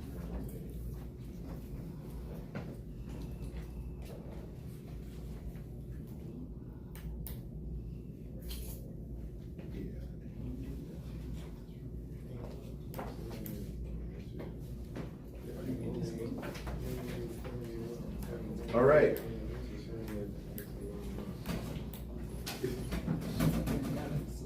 This right here, you're gonna have 4 screens going left to right. Captain FOs is me, 1, 2, 3, and 4. The cath ray tubes are LCDs, okay? These informations, well, sorry. There we go. This is telling you you're in the 100-mile range. You can look out 100 miles. You can pull up radar. You can do anything. Okay. TCAS is a normal. You could look up. You can look down. Right now it's like a cone. It's looking out everywhere. It's a normal. WXR. That's the weather radar. You have COM2, NAV2. COM2 is what you're going to talk on, VHF. If you got to talk to O'Hare, Midway Ground, or Tower, you're going to see a change on the DU display unit. Or they call it the MFDU, multi-function display unit. You can pull up so many things on here. Right now, I've got Louisville VOR. It's gonna be a ground navigational station the airplane can pick up, okay? You fly to them or from them, but normally we fly through the flight management system, the FMS. It's looking at satellite triangulation, and it's putting us in a certain space, okay? And we could now, instead of just going 100 miles, and zigzagging to all these different transmitters on the ground, I could go 2,000 miles direct. Yeah, kind of cool, huh? You have SAT, ram air temp, static air temp. It's negative 63 below zero right now. Static air temp is like just this. If I were to take a temperature bulb and just hang it in the air, and it was negative 63 below zero, that's what we would get. But as an aircraft goes through the air, and the air compresses against the leading edge, the nose of the airplane, it actually warms up. The airplane thinks it's negative 38. Still cold, but it's 30 degrees Celsius warmer. You have true airspeed, you have your ground speed. And so the true airspeed is what the aircraft is flying at, coupled with the wind on our tail or our nose. It tells us how fast we're going from point to point across the ground. And KPVI, that's West Palm Beach. I am 1 hour and 58 minutes away. You have, lo and behold, Exponder is your transponder. I'm squawking 1327, and it's in TARA. Traffic advisory, it's warning you. Before that's proximity. RA is resolution advisory. You have to comply with that, overrides ATC. Now, the reason you could turn it from TARA just to TA, let's just say I'm flying along and I lose an engine. I cannot maneuver, I cannot climb. And if TCAS tells me to climb, I can't climb, I got one engine, I'm barely hanging in there. So when I just say I can't RA, they're gonna tell the other airplane, climb, and they're gonna tell me to descend or maintain. They know I'm crippled, basically. That's wrong. Huh? So that's wrong. So the computers between the two aircrafts, the computers between the two aircrafts communicate with each other. Yeah, up to 10 aircraft at a time. Yep, they all talk to each other. They're chit-chatting back and Once forth they in the same area though, right? within 40 nautical miles Okay. of themselves. Yep. If they're not there. So, I told you this was gonna get easier. 41,000, remember I told you the mishap with Southwest? I was at 39,000. I dialed in on the flight director control, I dialed in 37 here. So, if this is your target airspeed, that's what the autopilot's gonna keep descending or climbing to until it hits it. It's gonna automatically level up. I'm at 41,000 feet here. Here's the vertical speed. It's no longer a gauge, right? 2992. Remember that number? 15 degrees Celsius, a perfect day. At 18,000 feet and above, everybody's at 2992. There's pressure changes. We're coming at each other 100 miles away. If the pressure change is great enough, we could physically be at the same height, even though this one's at 38 and I'm at 37,000 feet, right? But what happens when we get closer and we start getting into the same pressure area? We're gonna pass each other at 1,000 feet. Because as we're passing each other, the pressure in that area, barometric pressure, if everybody's at 2992, we'll have adequate separation whenever we cross each other's paths. So even though you're in the same flight level, but in two different areas, the pressure changes where you're pretty much not in the same flight level when you're closer. We could physically be at the same height because there's higher pressure here, lower pressure there. remember, the altimeter only knows the pressure around it, right? So we could actually be at the same height, even though I'm showing 38,000, the other aircraft oncoming is at 37,000. But as we get closer to the same barometric pressure, what's happening? We're not climbing or descending. Maintaining. Yeah. Yep. So, 2992s, that's standard. On these right here, where you adjust your altimeter, you would just press it automatically. Boop. Once you get below 18,000, we're getting into airport spaces. We're leaving center, we're getting into approach. They give us a new altimeter setting every sector. Every sector. That's about 40 miles. Yep. So when I get into the sector, I still have this, I have the same reading now in my barometric pressure and hectopascals as everybody else right in that area. So we pass each other. So we're all reading the same on the altimeters. Question. Yes, sir. The TCAS, does it detect drones in the air, in the flight paths? If it has transponder. Yep. You gotta know where it's at. Yep. That's what identifies us. Because when you look at approach, departure, and center, they have those big scopes. You ever see the airplane movies in the tower? And it's got that line that goes round and round? Yeah. And it illuminates? Yeah. Okay. When it illuminates, it's illuminating an airplane. On mode C, it's just going to show its altitude. More sophisticated airliners, corporate jets, it goes mode S. If it was American Airlines 532, it would say AA532. It's a Boeing 737-800. It's at this altitude, it's going to speed.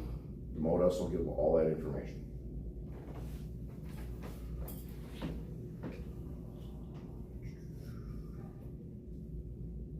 Up here, we call this the scoreboard. LNAV, that's long range navigation. Alt, that means I'm on altitude hold. I'm not climbing or descending, it's locked on 41,000. Autopilot is engaged on my side. This right here, for sake of instrumentation, are your flight director bars. When I move my vertical speed or anything, if I wanted to climb, the flight director bars would come up here, or they would come down here. That's these magenta bars. If I was turning, the flight director would turn. The autopilot follows the flight director. Make sense? Yep. So on the upper panel, you have heading, you have navigation, several navigation sources. You could be coming off of an NDB, a VOR. You could be hooking into the ILS, Instrument Landing System, which even though we can't see the runway, there's two transmitters on the ground. If you ever go flying on the airlines, look out the window, you're gonna see this big orange and white checkered box. That's our glide slope. It puts out a perfect 3-degree glide slope that we can't see, only through our instruments, so we know how to touch down at the runway. The localizer antenna is on the end of the far runway, and that gives us azimuth. It tells us if we're left or right of the runway. You put that all together, it gives us a 3-dimensional picture. The reason I'm bringing all this in is because you're also going to be doing instrumentation checks. You have a box in front of the airplane that you can actually fake and make these instruments work to see if they're within tolerances or if you have an issue. Okay? So those are your flight directors. So that would be your ADI, attitude indicator, which tells you if you're up, down, left, right, without looking out the windows. As a comedian once said, he says, the windows aren't for the pilots, the windows are for the passengers. Because if the pilots see something, you're dead already. So, this right here, north, south, east, and west, right? And these are all the cardinal headings. We're currently in FMS 2, magenta. And on this side, little things, you can set a clock or whatever. Right here, we're going 0.77 Mach. The speed of sound is 1.0 Mach, okay? Once you get about 29,000, we go from indicated to Mach. You can check that on here as well. You don't want to break the speed of sound, okay? And let's just say if the aircraft MMO, which is maximum Mach number, okay, is 0.85 Mach. Even though you're 0.15 from the speed of sound, 1.0, air going over certain things has a funny way of increasing speed. So the maximum Mach number may be 0.85, and they always give that little buffer. But something air going around, maybe a flight control. What happens when you break the speed of sound? You hear that loud boom? You're breaking the shock wave. Even though the aircraft is almost at the speed of sound, if that shock wave happens to end up on an aileron, the horizontal stab, it's going to explode the air like there's no lift whatsoever. The airplane will flip and tear itself to pieces. That's what happened. So many guys got killed in the Air Force in the X program. So what type of structures do they put on those jets in order to break the sound barrier? Well, first of all, you have to have a diverter in the inlet and everything else, because that shock wave, okay, if it hit the inlet, it would cough the engine out. So what they do is they deflect the air, and they actually, even though the aircraft's going faster than the speed of sound, they redirect it to slow down the intake. Yeah, there's so many things. They came up with the flying stabilizer, which most aircraft have now. Yeah, so it's really kind of cool. This is what the aircraft indicated airspeed is, even though if I was on the ground, it would be showing about 360 knots. Remember what I was telling you is altitude increase, we decrease density, right? The air is lighter, it doesn't have that much of an impact on the pitot tube. Your indicated airspeed is going to change. That's lying to me. The higher I go, the lower this number is going to become. Even though I'm going faster, that's what the airplane feels around it, because the air is so light. And it starts coming up like this. The higher I go, the lower that number is going to be until I hit what is called coffin corner. The airplane will stall and fall out of the air. Yeah, so that's what you got to watch there.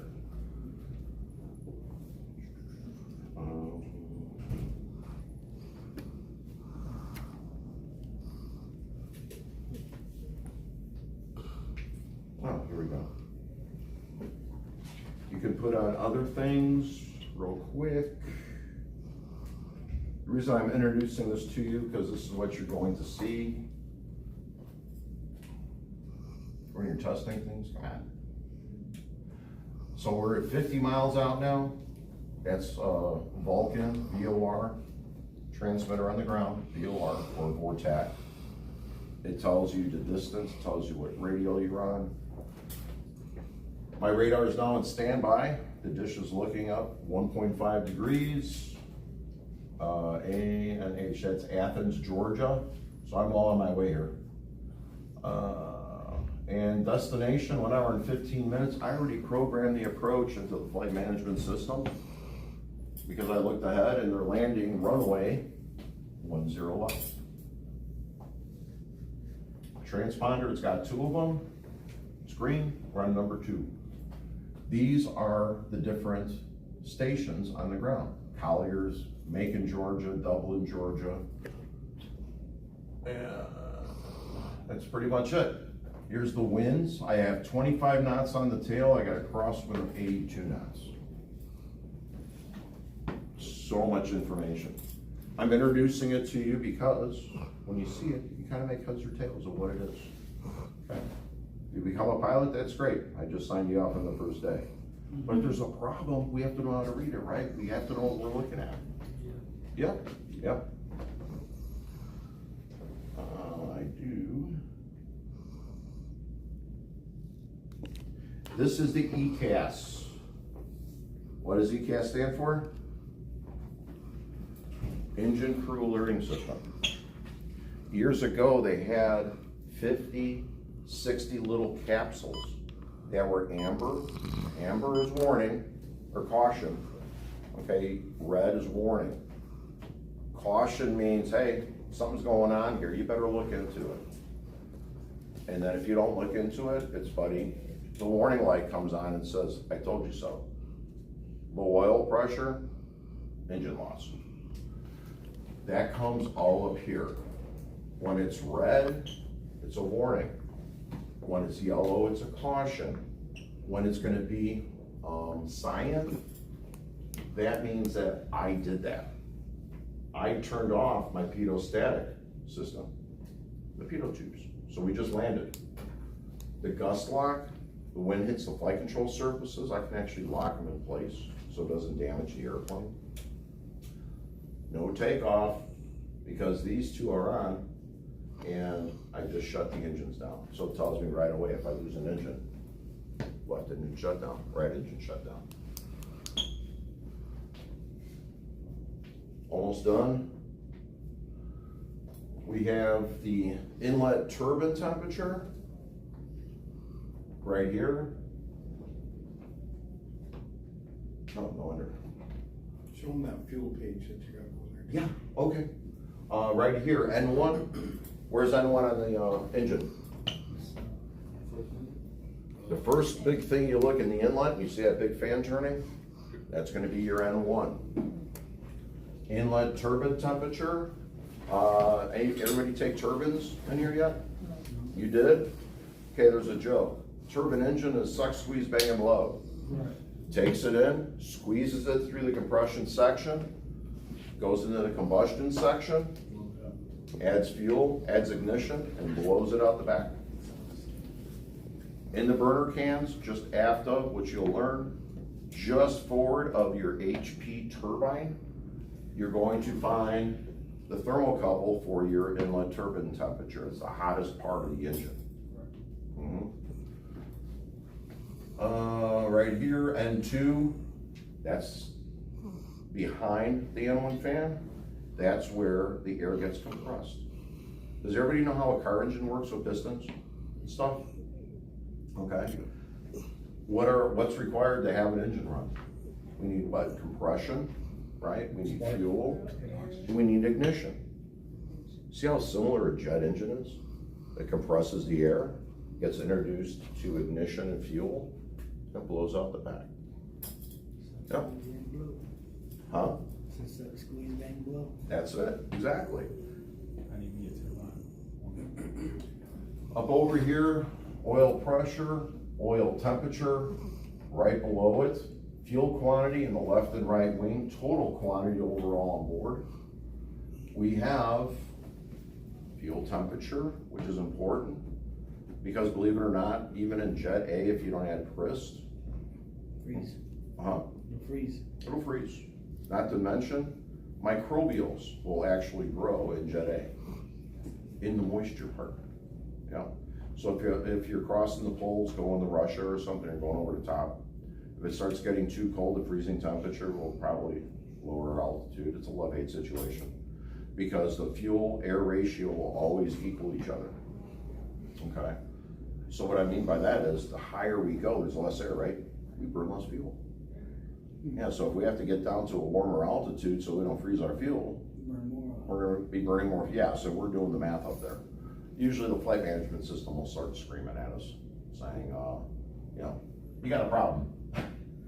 The trims, every trim on the airplane, aileron trims, rudder trims, everything, if it has a trim, you gotta have an indicator in the cockpit, always knowing where those trims are at. If the airplane wants to roll a little bit to the right, you put a little bit of left aileron in, you're gonna see that index to move over just a little bit. Maybe the wing and the fuel, left and right fuel tanks. One's a little bit heavier or whatever. Good example. Trailing edge flaps, tells me the position of the flaps. Electrical panel, we got DC volts and amps, engines are shut down. Battery volts, what's coming out of both batteries, how much the battery amps are drawing, and the battery temperature. They don't use lead acid, a lot of times they use NiCad, and you gotta be careful with these things. They're ticking time bombs. Yeah. They can go into what is called thermal runaway. These things can get so hot they can actually burn through the aluminum of the skin. Yeah. So we have a temperature here. In case we got a clear emergency, get on the ground real quick. Yes. I thought you was gonna say because it'll keep starting the same until there's nothing in it. Oh, okay, yeah.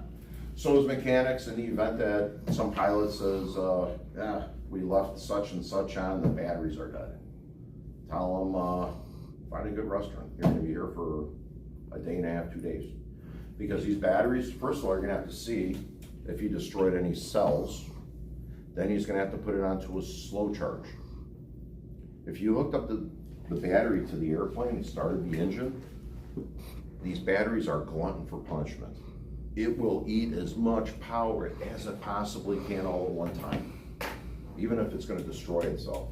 That's just the nature of the battery, NiCads.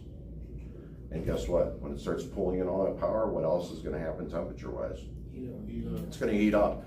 If it gets too hot, it can actually go into thermal runaway, and it can have a domino effect in the battery. Yeah. So, And just burn everything. oh yeah. Oh yeah, you can have a fire. All right, any other questions, or your hydraulics is down here, we're 0 PSI, normally we're at 3,000.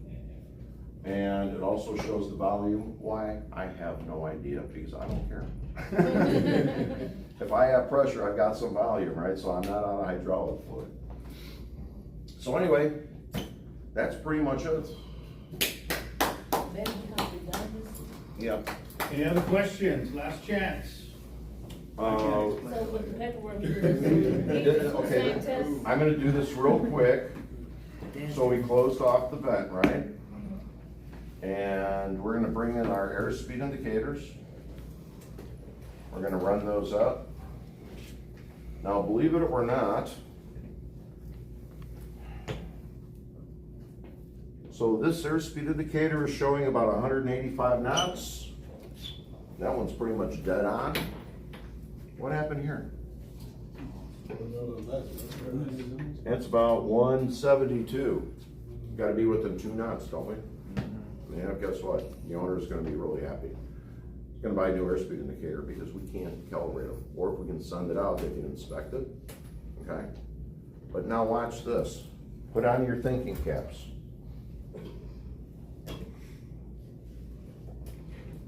Because I already know what's gonna happen. And I was like, oh boy.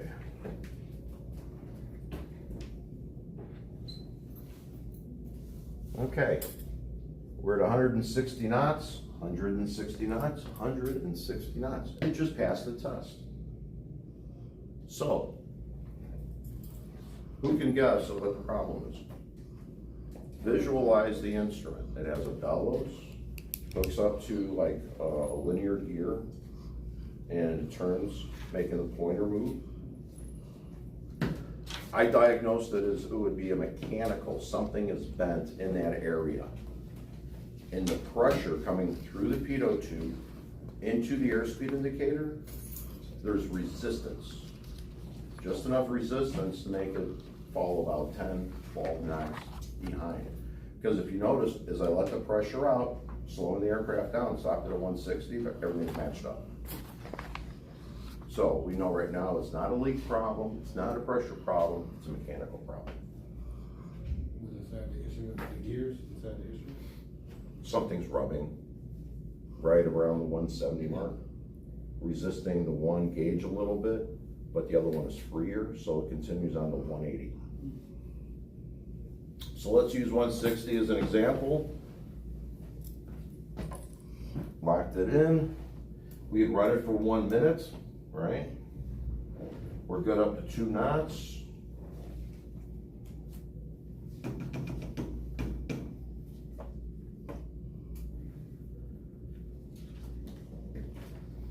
Now, we know where it says notes, and I said we always fill everything out. What airspeed indicator was lagging, do you recall?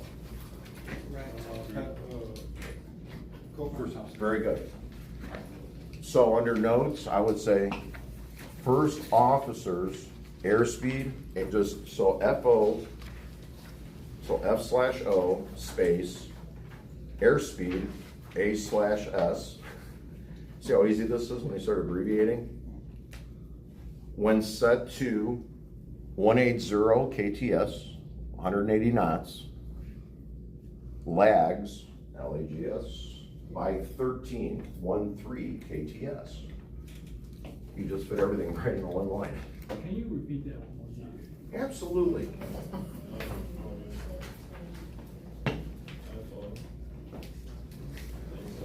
So, yes. Yeah, one set to 180 knots. Okay. What you say after that? When it says. When A/S airspeed, it's not gonna be word for word as I did last time, but just try and put 2 and 2 together. You could put airspeed A/S space IND indicator was set to 180 KTS for knots. F/O apostrophe S, first officers. A/S airspeed IND indicator. Lags 13 KTS, 13 knots. That would be in the notes. Did that pass? Yes or no? No. Nope. You can circle no. But what test did pass? Static. Static, or Albedo. Okay, we wrote up the discrepancy, but we had no leaks, right? I mean, neither airspeed indicator, even though it was physically wrong, right? Neither one of them dropped 2 knots in 1 minute. Yeah. So it didn't pass the test, we described it in the notes. So we can put down that it did hold, so all we know right now, all we have to do is replace the airspeed indicator. So it is in limits. Negative, not in limits, until we replace the airspeed indicator. I put not in limits. You know what I'm saying? For static? Right. For air. And so for the test results, Leak rate, airspeed. yep, so for PETO, that's gonna be procedure 5, left one on the bottom. Leak rate and airspeed, leak rate was what, plus or minus 0/180 knots. Did it pass the test? No, because that was part of the test, remember? 2 knots. But the captains passed, but I condemned the FOs. So actually, I said yes, and I said no. You said 180 knots. Yeah, because the reason we're looking for not more than loss of 2 knots is why? It didn't pass. We're trying to prove that the airplane is not leaking, doesn't have a leak. And we did pass that. Predicated on the captain's airspeed indicator. The FO we had a problem with, so we'll put that under notes. Okay? So we put that in there. We would have to write up in the maintenance logbook, maintenance entry, and we would put that down, because that's our findings. I guess what I was confused on is like, would I circle yes or no in limits because it didn't leak? And then put in the notes that the FOs. Right, because it was plus or minus 0, 1 minute. So the reason we trap that air Yeah. is to test the system for leaks. So it is. But we couldn't lose more than 2 knots. That's gonna refer back to if we had a leak. Airspeed indicators didn't decrease any, but the one airspeed indicator, the FOs, was incorrect. So it passed the one test, failed the other, basically. Yes, and once I replaced the airspeed indicator or had it rebuilt or calibrated, I put it back in, I'd do the test again. Right. I would redo the paperwork, and then I would sign off in the logbook. Cause I was just gonna say, in this field, if So the it yes passed or one, no? if it failed one test, it failed the whole thing, right? Pretty much. Kind of read between the lines. Because that was a work card, but I have a known deficiency, or I know I have a known instrument that's not good. but I covered my 6 by putting a maintenance entry in the book. Now, can the owner take this airplane legally? Because but it passed the leak test, which we were testing. But now that it's in the logbook, if you put something in the discrepancy side, I don't care if it's a test flight. You have to have the balancing. You have to have a corrective action in there. You can never, ever, ever fly an airplane without the corrective action. You can't take off with discrepancy. Never. Like I said, it's the paperwork. When they go into audits and stuff, it's the paperwork that kills you. You know, unless the airplane falls out of the air. Yeah. This is the test for it. But yeah, That's part of your test. does everybody feel a little smarter? Excellent. Cause as it stands, I'm circling no, cause you can't use that one. Well, you can't use it, but like, you put that. So we're circling no, right? What's that? That was the problem, is I was interpreting as, it was in limits with that asterisk. This is a different problem. Yes. Okay. Yeah. It was in limits as far as, I did that because guess what? Am I still gonna do it again to check for leaks? Absolutely. Absolutely. And if I could prove it was just the instrument, I would be testing the ADCs with it. So if I plugged in the new instrument and it wasn't the instrument, it was the ADC, kind of see how it kind of opens up. So let's just say I didn't want to spend 70 or 130,000 on an ADC just to find out, even if it's under warranty. You take the ADC out, send it out, guess what? It's under warranty only if it's properly diagnosed.